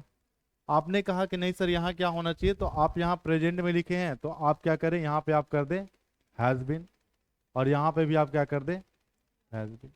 फिर ये भी सेंटेंस बिल्कुल सही हो जाएगा। क्यों हो जाएगा? क्योंकि आप ये बता रहे हैं, समझिए कि जैसे मैं सेकंड क्वेश्चन लूँ तो कह रहा है कि Mohit has been reading this book for 2 hours. कि मोहित 2 घंटे से इस किताब को पढ़ रहा है। मतलब 2 घंटे तो उसने पढ़ लिया, और आगे भी वो अभी क्या करेगा, पढ़ेगा। इन द सेम वे आप यहाँ पे भी कह रहे हैं कि मॉर्निंग से हो सकता है अभी तक उसने इंतजार किया हो, सुबह 6 बजे से 11 बजे तक, इसने 10 बजे तक इंतजार किया। लेकिन ये कहाँ लिखी, इसमें मेंशन क्या हो गया, अब उसने इंतजार करना बंद कर दिया। इतने पीरियड के बाद भी अभी भी वो क्या कर रही है, इंतजार कर रही है। ठीक है, तो अब आप मुझे बताएंगे, ठीक है, कि ये जो 2 आवर्स लिखा गया है और ये जो मॉर्निंग लिखा गया है, क्या ये आने वाला मॉर्निंग है या फिर बीत चुका है? 2 आवर्स बीत चुके हैं या फिर आने वाले हैं? बीत चुके हैं। 2 आवर्स बीत चुके हैं। ठीक है, अगर मान के चलो कि मैं कहता हूं, जैसे आज का एग्जांपल लेता हूं कि कोई मोहित है जिसने इंतजार किया हो 7 से 9। ठीक है, 7 बजे से 9 बजे तक। लेकिन ये भी तो कह रहा है कि अभी भी वो आगे इंतजार कर रहा है।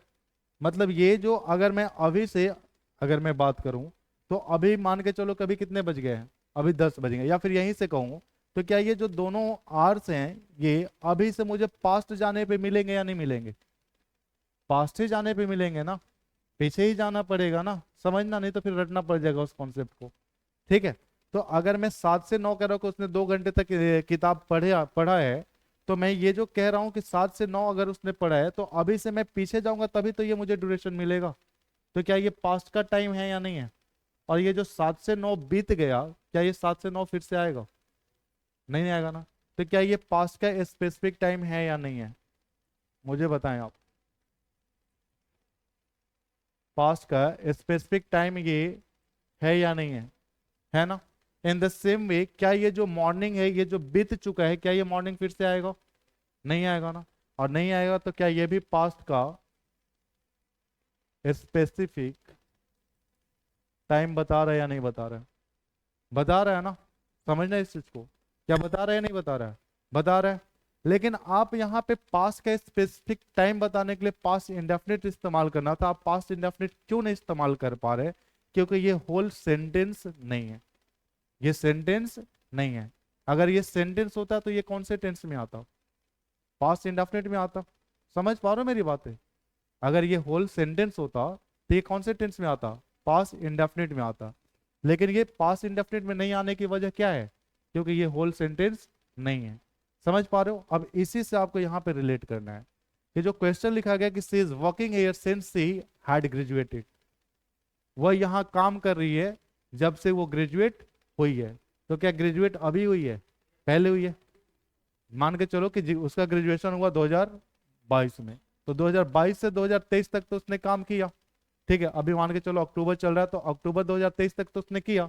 पर ये तो नहीं कह रहा है कि अक्टूबर 2023 के बाद उसने जॉब छोड़ दी है या काम करना बंद कर दिया, नहीं ना, आगे भी तो करेगी वो, इस ड्यूरेशन के बाद भी तो करेगी। ये तो कंप्लीट बता रहा है, ये परफेक्ट हो गया, पर आगे कंटिन्यू भी तो है। तो क्या ये परफेक्ट कॉन्टिन्यूअस बन रहा है या नहीं बन रहा है? और अगर परफेक्ट कॉन्टिन्यूअस बन रहा है तो सबसे पहली चीज आप क्या करेंगे, यहां आप लिखेंगे has been working here since she had graduated. अब मुझे बताएं कि आपने क्या देखा था अभी, जैसे इस वाक्य को अब देखेंगे तो आपने देखा था कि यहां तक हमने सही कर दिया ना, सिंस से पहले तक किया ना। अब सिंस के बाद जो हमें टाइम बताता है वो टाइम कौन सा टाइम होता है? पास्ट का स्पेसिफिक टाइम होता है ना। और अगर ये पूरा होल सेंटेंस होता तो ये कौन से टेंस में होता? पास्ट इंडेफिनिट में। तो क्या यहाँ पे आपको होल सेंटेंस लिखा हुआ मिल रहा है? सब्जेक्ट है, वर्ब है, तो होल सेंटेंस है या नहीं है? और अगर होल सेंटेंस है तो इसका टेंस क्या होना चाहिए? पास्ट इंडेफिनिट होना चाहिए या नहीं होना चाहिए? तो आप यहाँ पे क्या करेंगे, ऐड करेंगे ना। अच्छा, अगर आप ऐसे नहीं भी समझ पा रहे तो मुझे मान के चलो कि उसका ग्रेजुएशन हुआ 2022 में, ठीक है, ग्रेजुएशन तो पहले ही हुआ होगा ना, तो 2022 में हुआ, तो क्या अभी से मुझे पहले जाना है या नहीं जाना है? और 2022 अपने आप में स्पेसिफिक टाइम है या नहीं है? तो जब भी उसका ग्रेजुएशन हुआ होगा, क्या पास का स्पेसिफिक टाइम है या नहीं है? अगर पास का स्पेसिफिक टाइम है तो इसके साथ टेंस कौन सा आना चाहिए? पास्ट इंडेफिनिट आना चाहिए। तो लॉजिक यही कहता है। ठीक है, तो आप क्या समझ पा रहे हैं? तो आप ये समझे कि अगर आपने दो सेंटेंस लिखे हो, समझिए, आपने दो सेंटेंस लिखा हो और पहले वाले सेंटेंस और दूसरे वाले सेंटेंस के बीच में क्या है, टेंस आए, तो पहला वाला सेंटेंस किस टेंस में होना चाहिए? प्रेजेंट परफेक्ट कंटिन्यूअस में। यही समझा आपने? तो पहला वाला टेंस होना चाहिए प्रेजेंट परफेक्ट कंटिन्यूअस टेंस है, और दूसरा किस में होना चाहिए? पास्ट इंडेफिनिट में। आपने यही देखा ना कि पहला सेंटेंस किस में होना चाहिए? प्रेजेंट परफेक्ट कंटिन्यूअस में, और दूसरा सेंटेंस किस में होना चाहिए? पास्ट इंडेफिनिट में। ठीक है, लेकिन इसमें भी अभी आएगा आगे। अभी आप सेकंड देखिए, सेकंड छोड़ दे अभी आप, अब थर्ड देखिए आप। थर्ड लिखा हुआ कि Tarun is writing poems, it's not poems, is right pronunciation is poems. ठीक है, Tarun is writing poems since he had left his college. अब मुझे बताए, कह रहा है कि तरुण जब से कॉलेज छोड़ा है तब से कविताएं लिख रहा है। तो क्या अभी कविता वो लिख रहा है या नहीं लिख रहा है? अभी भी लिख रहा है, और कुछ तो लिख लिया भी है। तो क्या परफेक्ट प्लस कॉन्टिन्यूअस बता रहा है हमें? लॉजिक समझना, नहीं तो रटना होगा तो ये आप रट सकते हो। ठीक है, लेकिन अगर मैं कह रहा हूं कि उसने लिख भी लिया है और अभी लिख भी रहा है, ऐसा ही बन रहा है ना, तो क्या ये परफेक्ट कॉन्टिन्यूअस का स्ट्रक्चर है या नहीं है? और अगर परफेक्ट कॉन्टिन्यूअस है, डेट मीन्स आपको यहाँ पे क्या लिखना होगा? Has been, has been writing poems since. अच्छा, क्या कॉलेज उसने आज छोड़ा है? आपने अभी देखा ना कि जो सिंस के बाद होगा वो या फिर फॉर के बाद होगा, ये दोनों के दोनों क्या बताते हैं हमें? Past specific time. और अगर पास्ट के स्पेसिफिक टाइम बता रहे हैं तो क्या उसने कॉलेज आज छोड़ा है? कॉलेज पहले छोड़ा होगा, और जब भी छोड़ा होगा कोई ना कोई तारीख होगी, कोई ना कोई डेट होगा, कोई ना कोई महीना होगा, होगा ना। तब आप ये जो कर रहे हैं यहाँ पे आपको क्या करना पड़ेगा? हैज को हटाना पड़ेगा। ठीक है, वैसे ही अगर मैं आप सेकंड, अब आप एक बार पढ़े सेकंड फोर्थ फिफ्थ सिक्स, ये चार सेंटेंस अभी रिमेनिंग है। मैं 2 मिनट रुक रहा हूँ, ये सेंटेंसेस फिर से पढ़े, आपको कुछ ना कुछ फिर से समझ में आएगा।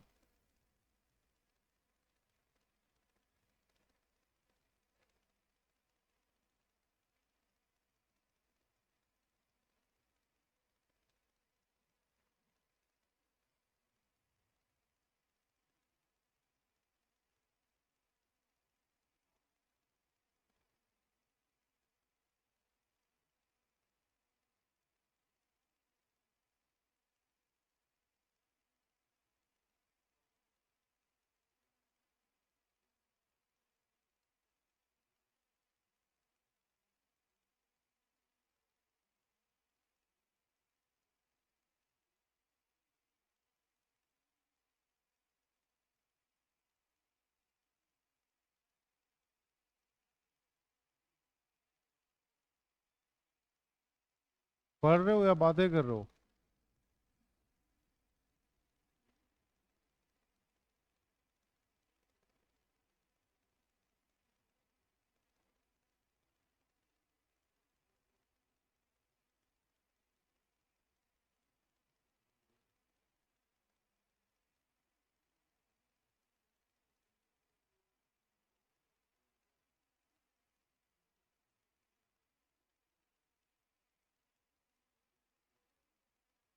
चले करें अब इसको डिस्कस। चले देखिए आप सेकंड, सेकंड कौन कौन बता सकता answer? Who can answer this question, raise your hand. या Rani has been knowing my name since she met मी।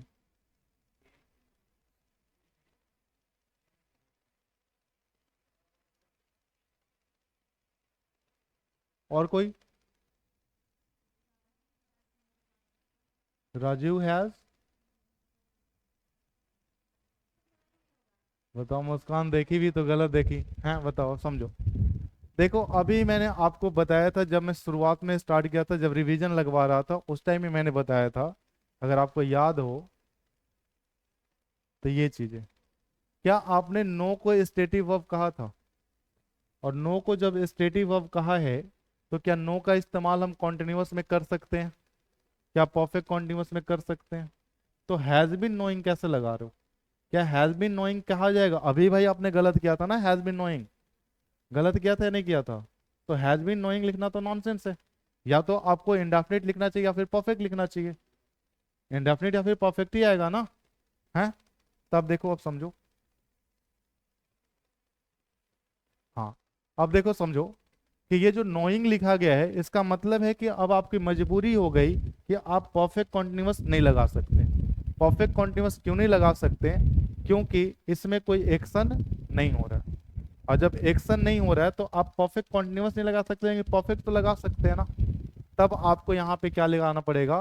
तो आपको यहाँ पे लगाना पड़ेगा परफेक्ट। इसका मतलब है कि हैज नॉन, हैज नॉन, ठीक है। Rajiv has known my name since he met me. क्या मुझे आज मिला है? वो पहले मिला है। और बाकी सारी चीजें एज इट इज रहेंगी जैसे है। तो आपने क्या समझा कि ये कब फॉलो होगा? जैसे अब पहले और दूसरे क्वेश्चन को कंपेयर करो, तो पहले क्वेश्चन में एक्शन हो रहा है, दूसरे में हो रहा है, दूसरे में स्टेट है। पहले सेंटेंस में क्या है? आप कह रहे हो कि सी इज वर्किंग हियर, मतलब वर्क क्या है? काम करना एक एक्शन है। लेकिन जानना क्या एक्शन है? एक्शन नहीं है। और जब ये एक्शन नहीं है तो आपने क्या जाना कि ये जो अप्लाई होगा ये किसके लिए होगा? तो ये एक्शन वर्ब्स के लिए होगा। लेकिन जो वर्ब्स हमें स्टेट बताती हैं, दैट मीन्स स्टेटिव वर्ब्स अगर आ जाती हैं, तो स्टेटिव वर्ब्स के लिए जो आप फॉलो करते हैं वो क्या है? तो वो होता है कि आप सिंस से जब स्टेटिव वर्ब्स वाले वाक्य को लिखते हैं तो इधर आपका क्या आना चाहिए? प्रेजेंट परफेक्ट आना चाहिए। और इधर क्या आना चाहिए? पास्ट इंडेफिनिट आना चाहिए। बात समझ में आई है? ये कहाँ अप्लाई होगा? जब हमारा वर्ब कैसा हो? एक्शन। और ये कहाँ अप्लाई होगा? जब वर्ब कैसा हो? स्टेटिव हो। क्लियर है ना बातें? अब देख लो आप, बाकी के जो 3 सेंटेंस बचे उन्हें भी हम कर लेते हैं। तो देखिए हमारा फोर्थ नंबर सेंटेंस है कि Rani is waiting for Mohit since he had called हो। ठीक है, लिखा है कि रानी मोहित का इंतजार करे तब से जब से उसने उसको कॉल किया है। यही ना? ठीक है। तब आप मुझे बताएं कि ये जो इज वेटिंग है ये तो बिल्कुल गलत है। लेकिन वेटिंग, वेट क्या है? एक एक्शन है। और जब एक्शन है तो आपको यहाँ पे क्या लिखना होगा? Has been waiting for Mohit since he called हो। यही आएगा ना? नेक्स्ट है, Monika is reading the book since she purchased it. Monika is reading the book since she purchase it. Monika वो किताब पढ़ी जब से उसे वो खरीदी है। तो पढ़ी भी है, आगे भी पढ़ेगी। ठीक है, इसका मतलब है कि यहाँ पे आपको क्या करना होगा? अब समझ में आ गया ना? ठीक है। नेक्स्ट देखिए, Naina is respecting my parents since she met them. कह रहा है कि नैना मेरे पेरेंट्स की, माता पिता की रिस्पेक्ट करती है जब से वो उनसे मिली है। क्या आज मिली है? पहले ही मिल चुकी है, और जब पहले मिली है डेट मीन्स ये पास स्पेसिफिक टाइम है, तो ये तो बिल्कुल सही है। लेकिन क्या ये सही है? क्या होना चाहिए? Has been respecting. Has been respecting, अगर मैं रिस्पेक्ट करता हूं, मैं कह रहा हूं, मैं कहता हूं आप मेरी रिस्पेक्ट करते हो, या फिर आप किसी की रिस्पेक्ट, अपने माता पिता की रिस्पेक्ट करते हो, तो क्या इसमें कोई एक्शन होता है? क्या एक फीलिंग है ना ये, तो इसमें तो कोई एक्शन है ही नहीं, स्टेट है, और जब स्टेट है तो इज रिस्पेक्टिंग नहीं होगा। क्या होगा यहाँ पे? तो आप यहाँ पे हैज रिस्पेक्टेड करेंगे, चलो ऊपर ही लिख देते हैं, हैज रिस्पेक्टेड करेंगे। ठीक है? या कोई डाउट है इन क्वेश्चंस में? क्लियर है सबको? हाँ, क्लियर है ना? चल, तो आपने क्या देखा कि जो एक्शंस बताएंगे हमें वर्ब्स, उनका इस्तेमाल अगर हम सेंस से ही कर रहे हो पहले, तो उनका इस्तेमाल हम प्रेजेंट परफेक्ट कॉन्टिन्यूअस में करेंगे, और सेंस के बाद हम पास्ट इंडेफिनिट करेंगे। लेकिन वैसे वर्ब जो स्टेट बताते हो, तो सेंस से पहले प्रेजेंट परफेक्ट, और सेंस के बाद फिर पास्ट इंडेफिनिट। यही बात समझ में आई अभी? अब देखो, फिर से मैं कुछ सेंटेंसेस लिख रहा हूँ,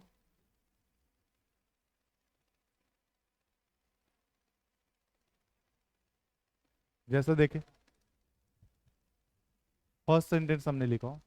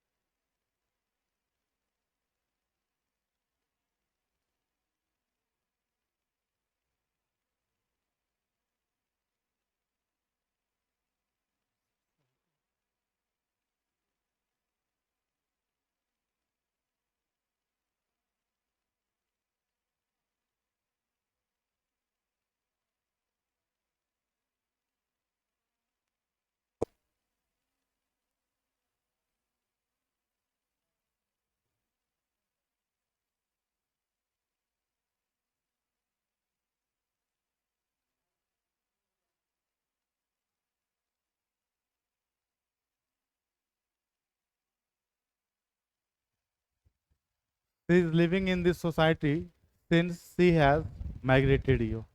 ठीक है? फिर देखें आप,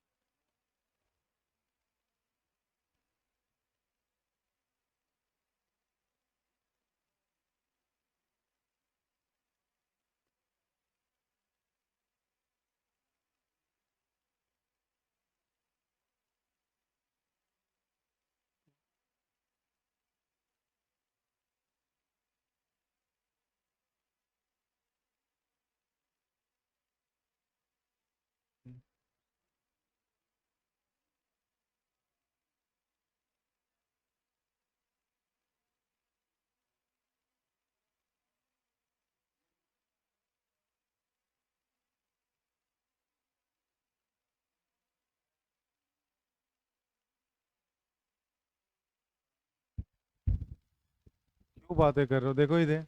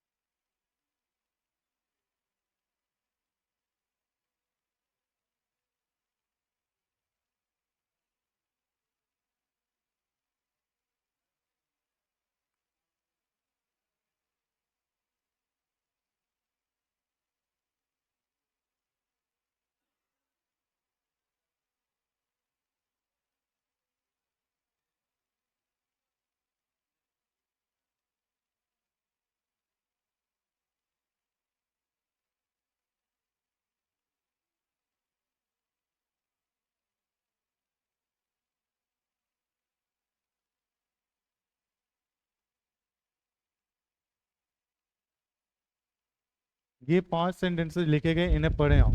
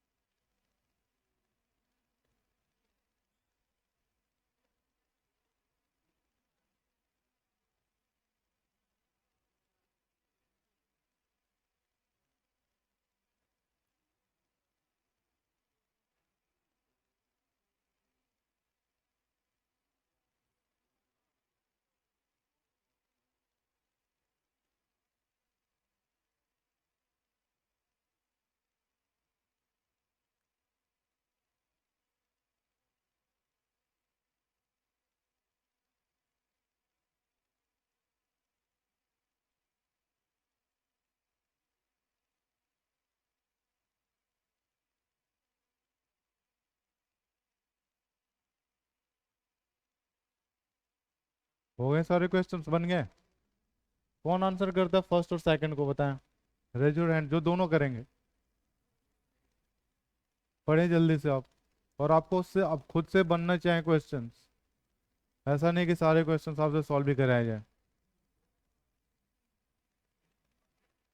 बना सकते हो। पहला क्वेश्चन कि says living in this society since the migrated you, हाँ बताओ।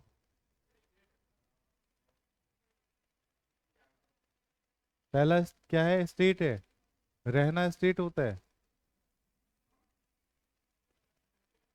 एक सर है भाई, कैसे रह रहा लोग है। सेज लिविंग कहना, लिविंग कहना बिल्कुल सही, लिविंग स्टेट नहीं होता, एक्शन होता है। ठीक है। तो आप क्या करेंगे, she's living in this society since she migrated, she has migrated या नहीं। आपको करना होगा कि अगर ये एक्शन है तो सबसे पहले आप क्या करेंगे, तो आप करेंगे has been living in this society since she migrated you. Next है, नेक्स्ट है कि राजू इज ट्रस्टिंग और has trusted me since he joined our class. अच्छा, ट्रस्ट मतलब विश्वास। क्या है, स्टेट है ना। विश्वास तो स्टेट है।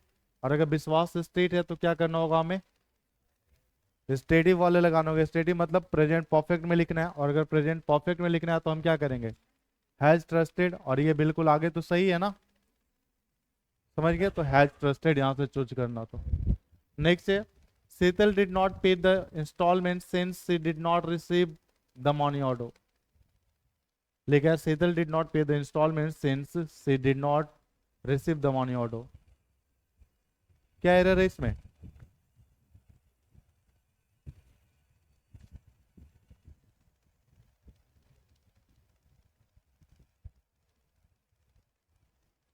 कोई एरर है या कोई समझ में नहीं आ रहा। नहीं आ रहा समझ में। बिल्कुल। ये क्वेश्चन आपको लग रहा होगा कि सिर्फ से जुड़ा हुआ है, पर ये अलग टाइप का क्वेश्चन है। कैसे है, समझे इस चीज को आप। ठीक है। क्योंकि अभी तक अगर आप देखेंगे ना, तो अभी तक आप सिंस से क्या बता रहे थे, टाइम बता रहे थे। सिंस से आप क्या बता रहे थे, टाइम बता रहे थे। जैसे पहला क्वेश्चन आपने पढ़ा कि she has been living in this society since she migrated यू। कह रहे कि वो इस सोसाइटी में तब से रह रही जब से वो यहाँ माइग्रेट होकर के मतलब आई है। तो तब से जब से ऐसे मीनिंग देता है, मतलब वो टाइम बता रहा था। ठीक है। लेकिन अगर इसमें देखोगे तो इसमें टाइम नहीं बता रहा है, इसमें वजह बता रहा है कि उसने क्यों इंस्टॉलमेंट्स पे नहीं किए हैं, उसकी वजह क्या है। तो उसकी ऑर्डर ये है कि उसने मनी ऑर्डर रिसीव नहीं किया। अच्छा, मनी ऑर्डर समझते हो ना, जैसे आप फोन पे से आज भेज देते हो, वैसे पहले एक लेटर में भेजा जाता था। ठीक है, मनी ऑर्डर होता था। ठीक है। तो समझे आप कि she did not receive the money order, क्या ये टाइम बता रहा है क्या। पर यहाँ पे सी माइग्रेटेड या हिज जॉइंट आर क्लास, ये दोनों के दोनों क्या है, टाइम है। पर ये टाइम नहीं है, ये क्या है, रीजन है। और जब रीजन बताता है ना, तो कोई भी टेंस लगाना सही होता है। इसका मतलब ये वाक्य बिल्कुल सही है। तो आपके लिए अब ये देखना चैलेंजिंग है कि कहाँ पे ये रीजन है, कहाँ पे ये टाइम है। देखिए आगे दो सेंटेंस लिखे गए हैं।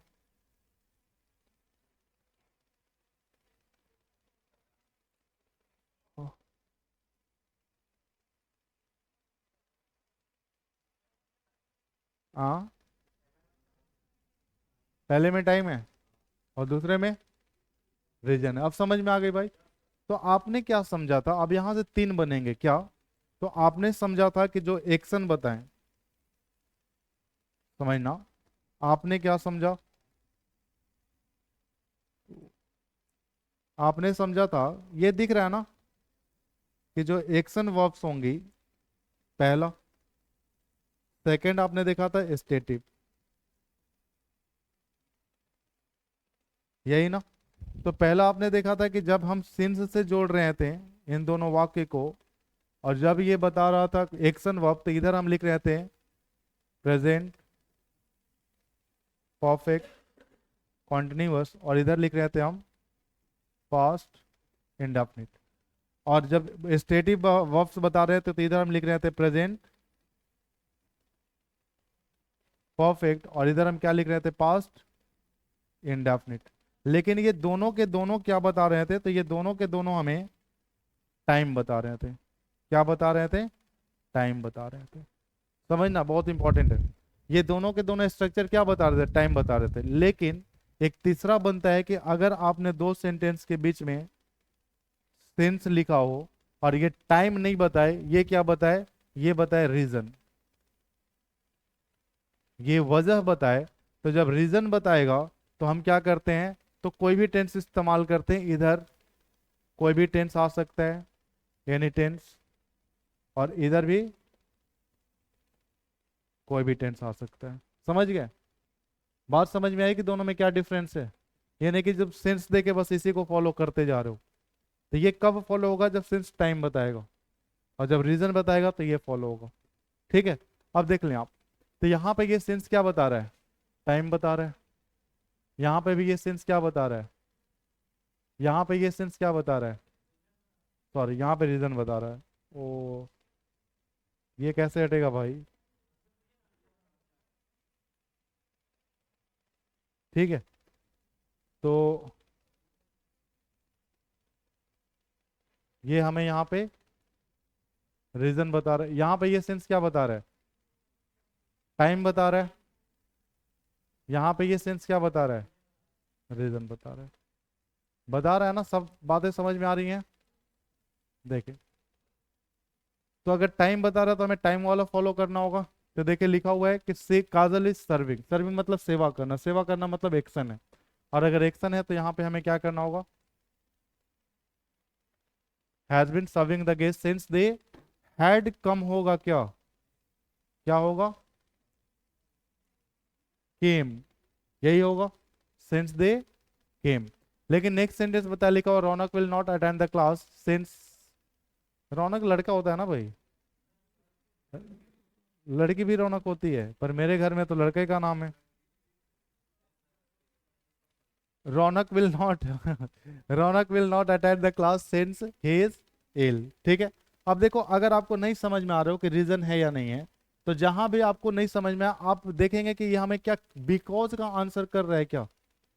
जब ही ये आंसर करेगा रीजन का, तो ये किसका आंसर दे रहा होगा, तो ये आंसर दे रहा होगा बिकॉज का। आपने पूछा, थर्ड वाले से देख लेते, या फिर बिकॉज से आप रिप्लेस कर सकते हैं सिंस को। तो आपने कहा Sheetal did not pay the instalments because she did not receive the money order. क्या सही सेंस दे रहा? आपने कहा Raunak will not attend the class because he is ill.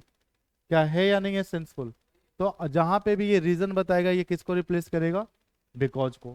Since की जगह पे आप क्या लगा सकते हैं, बिकॉज लगा सकते, बिकॉज नहीं बिकॉज। ठीक है? क्लियर है ये बातें, या कोई डाउट है? तो आपने ये जो अभी सीखे थे यहाँ पे 6 एग्जाम्पल्स, ये क्लियर था, और ये क्लियर है आपको, क्लियर है ना? चलिए, इसके बाद हमें नेक्स्ट मूव करना है। देखें, नेक्स्ट एक वर्ड है, इस वर्ड पे ही आपको समझना होगा। एक वर्ड होता है बाई, बाई समझते हो ना? ये हमें बताता है कंप्लीटनेस। क्या बताएगा ये, कंप्लीटनेस। कंप्लीटनेस कहने का मतलब क्या होता है, कि जो काम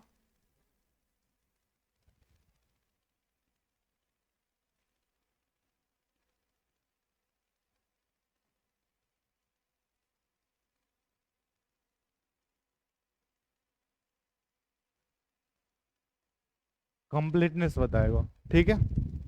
अब समझे आप, कि कंप्लीटनेस को बताने के लिए आपको पता है कि जो एक्शन कंप्लीट हो गया होता है उसको आप कौन से टेंस में लगाते हैं? बताइए, याद है कि जो एक्शन कंप्लीट हो जाता है उसे बताने के लिए हम कौन से टेंस का इस्तेमाल करते हैं?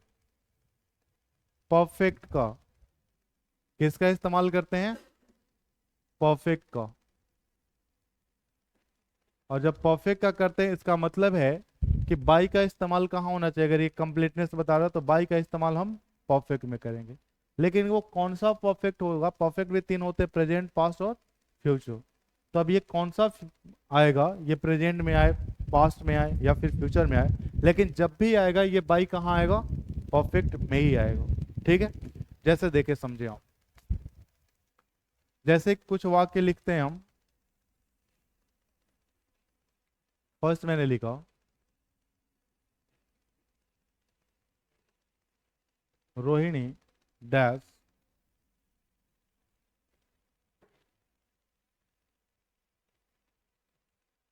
यहाँ पे आपको फिल दिया गया है। यहाँ पे आपको तीन ऑप्शंस दिए गए हैं, फर्स्ट, सेकंड, थर्ड। फर्स्ट है हैज फिल्ड, सेकंड है हैड फिल्ड, और थर्ड है।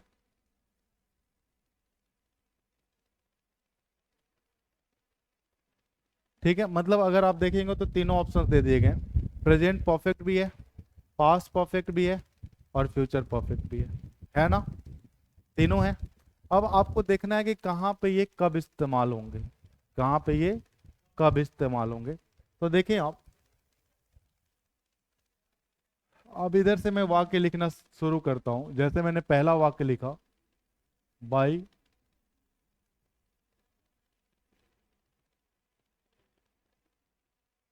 यस्टरडे।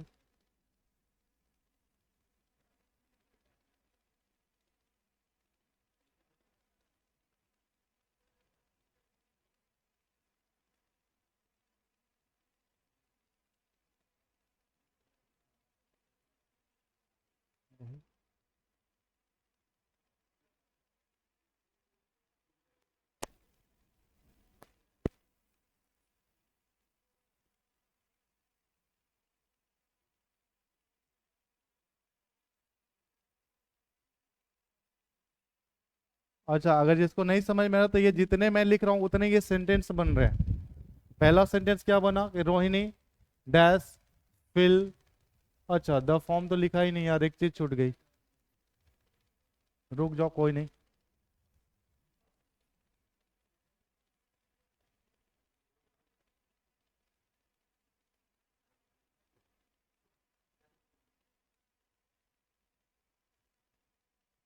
ठीक है, अब ये सेंटेंस क्या है? फर्स्ट सेंटेंस हो गया कि Rohini fill the form by yesterday. Second हो गया Rohini fill the form by tomorrow. Third हो गया Rohini fill the form by next week. Fourth हो गया Rohini fill the form by last week. वैसे ही आपको पढ़ना है, मतलब जितने इधर लिखे जा रहे हैं उतने सेंटेंसेस हैं। समझ में आ रही है ना बात? ठीक है, ये नहीं कि तुम एक सेंटेंस समझ रहे हो। एक सेंटेंस नहीं, जितने भी लिखे, अभी तक मैंने 5 सेंटेंस लिखे हैं।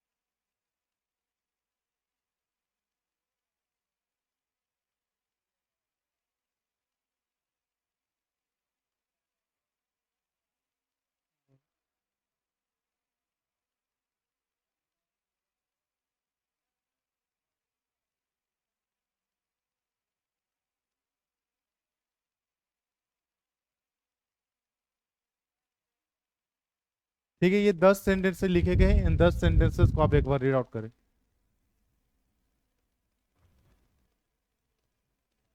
पढ़ लें आप एक बार। ये 10 सेंटेंस कैसे हैं ये बात समझ में आई ना।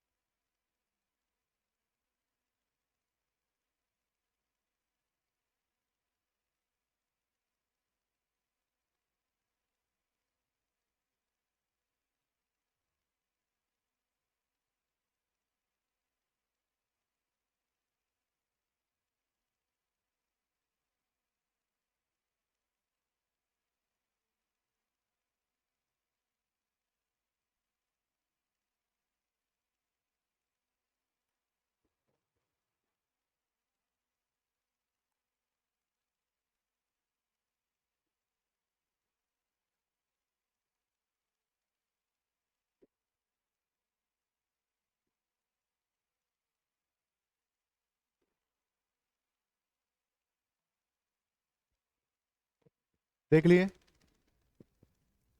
बनाया जाए। देखें, फर्स्ट सेंटेंस है Rohini dash fill the form by yesterday. आपको क्या बताया गया? तो आपको बताया गया कि बाई का इस्तेमाल हम कौन से टेंस में करते हैं? परफेक्ट में। बताया गया ना।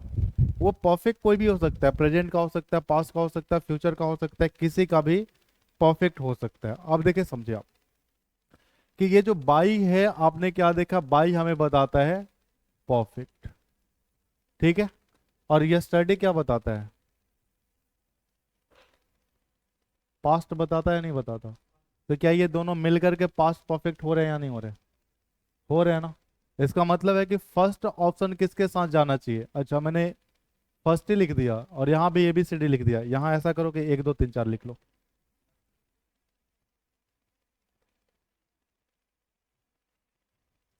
यहाँ हम 1 2 3 4 लिख लेंगे, ज्यादा ये होगा, ठीक है। अब देखिए आप, जैसे अगर मैं पहले एग्जांपल की बात करूं कि बाय यस्टरडे है, ये हमें क्या बता रहा है? Past perfect. तो फर्स्ट नंबर ऑप्शन किसके साथ आना चाहिए? A नंबर इसी के साथ आएगा, आएगा। सेकंड है बाय टुमारो। बाय क्या बताएगा? फ्यूचर। और टुमारो क्या बताएगा? सॉरी, बाय क्या बताएगा? परफेक्ट। और टुमारो क्या बताएगा? तो क्या ये दोनों मिलकर के फ्यूचर परफेक्ट हुए या नहीं हुए? हो गए फ्यूचर परफेक्ट।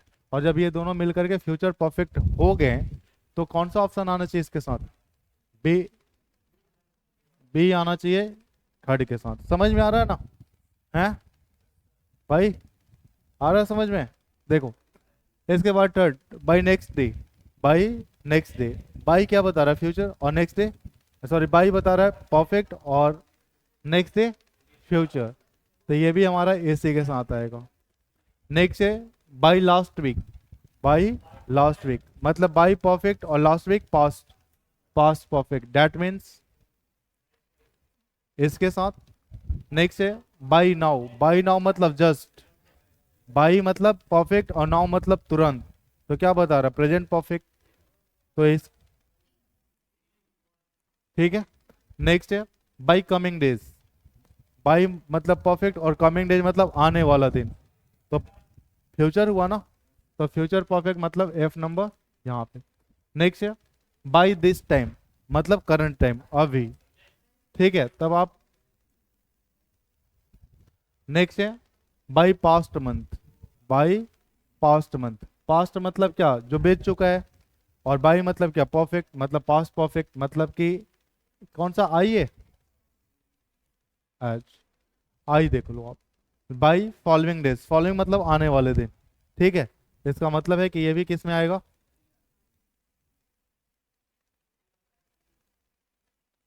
ठीक है। और जे क्या है हमारा? सॉरी, जे ही है ना। By the day before yesterday, past हो गया ना। तो जे किस में आएगा? तो ये बात आपको समझ में आ गई है? हाँ, बताइए, ये बात समझ में आ गई है? कोई डाउट है? क्लियर है ना? तो आज की क्लास यहीं पोस्टपोन करेंगे ना। फिर मुलाकात होगी हमारी नेक्स्ट क्लास में। इसको आप शेयर कर देते, शेयर करने के बाद आप इसे लिख लेंगे। कोई डाउट है किसी को?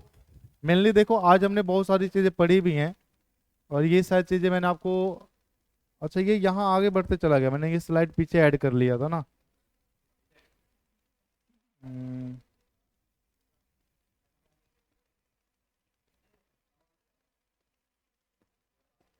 चलिए, तमाम चीज़ आज हमने पढ़ी हैं, आप रिवीजन लगाएं। ठीक है, चलिए आप इसे शेयर करके लिख लें।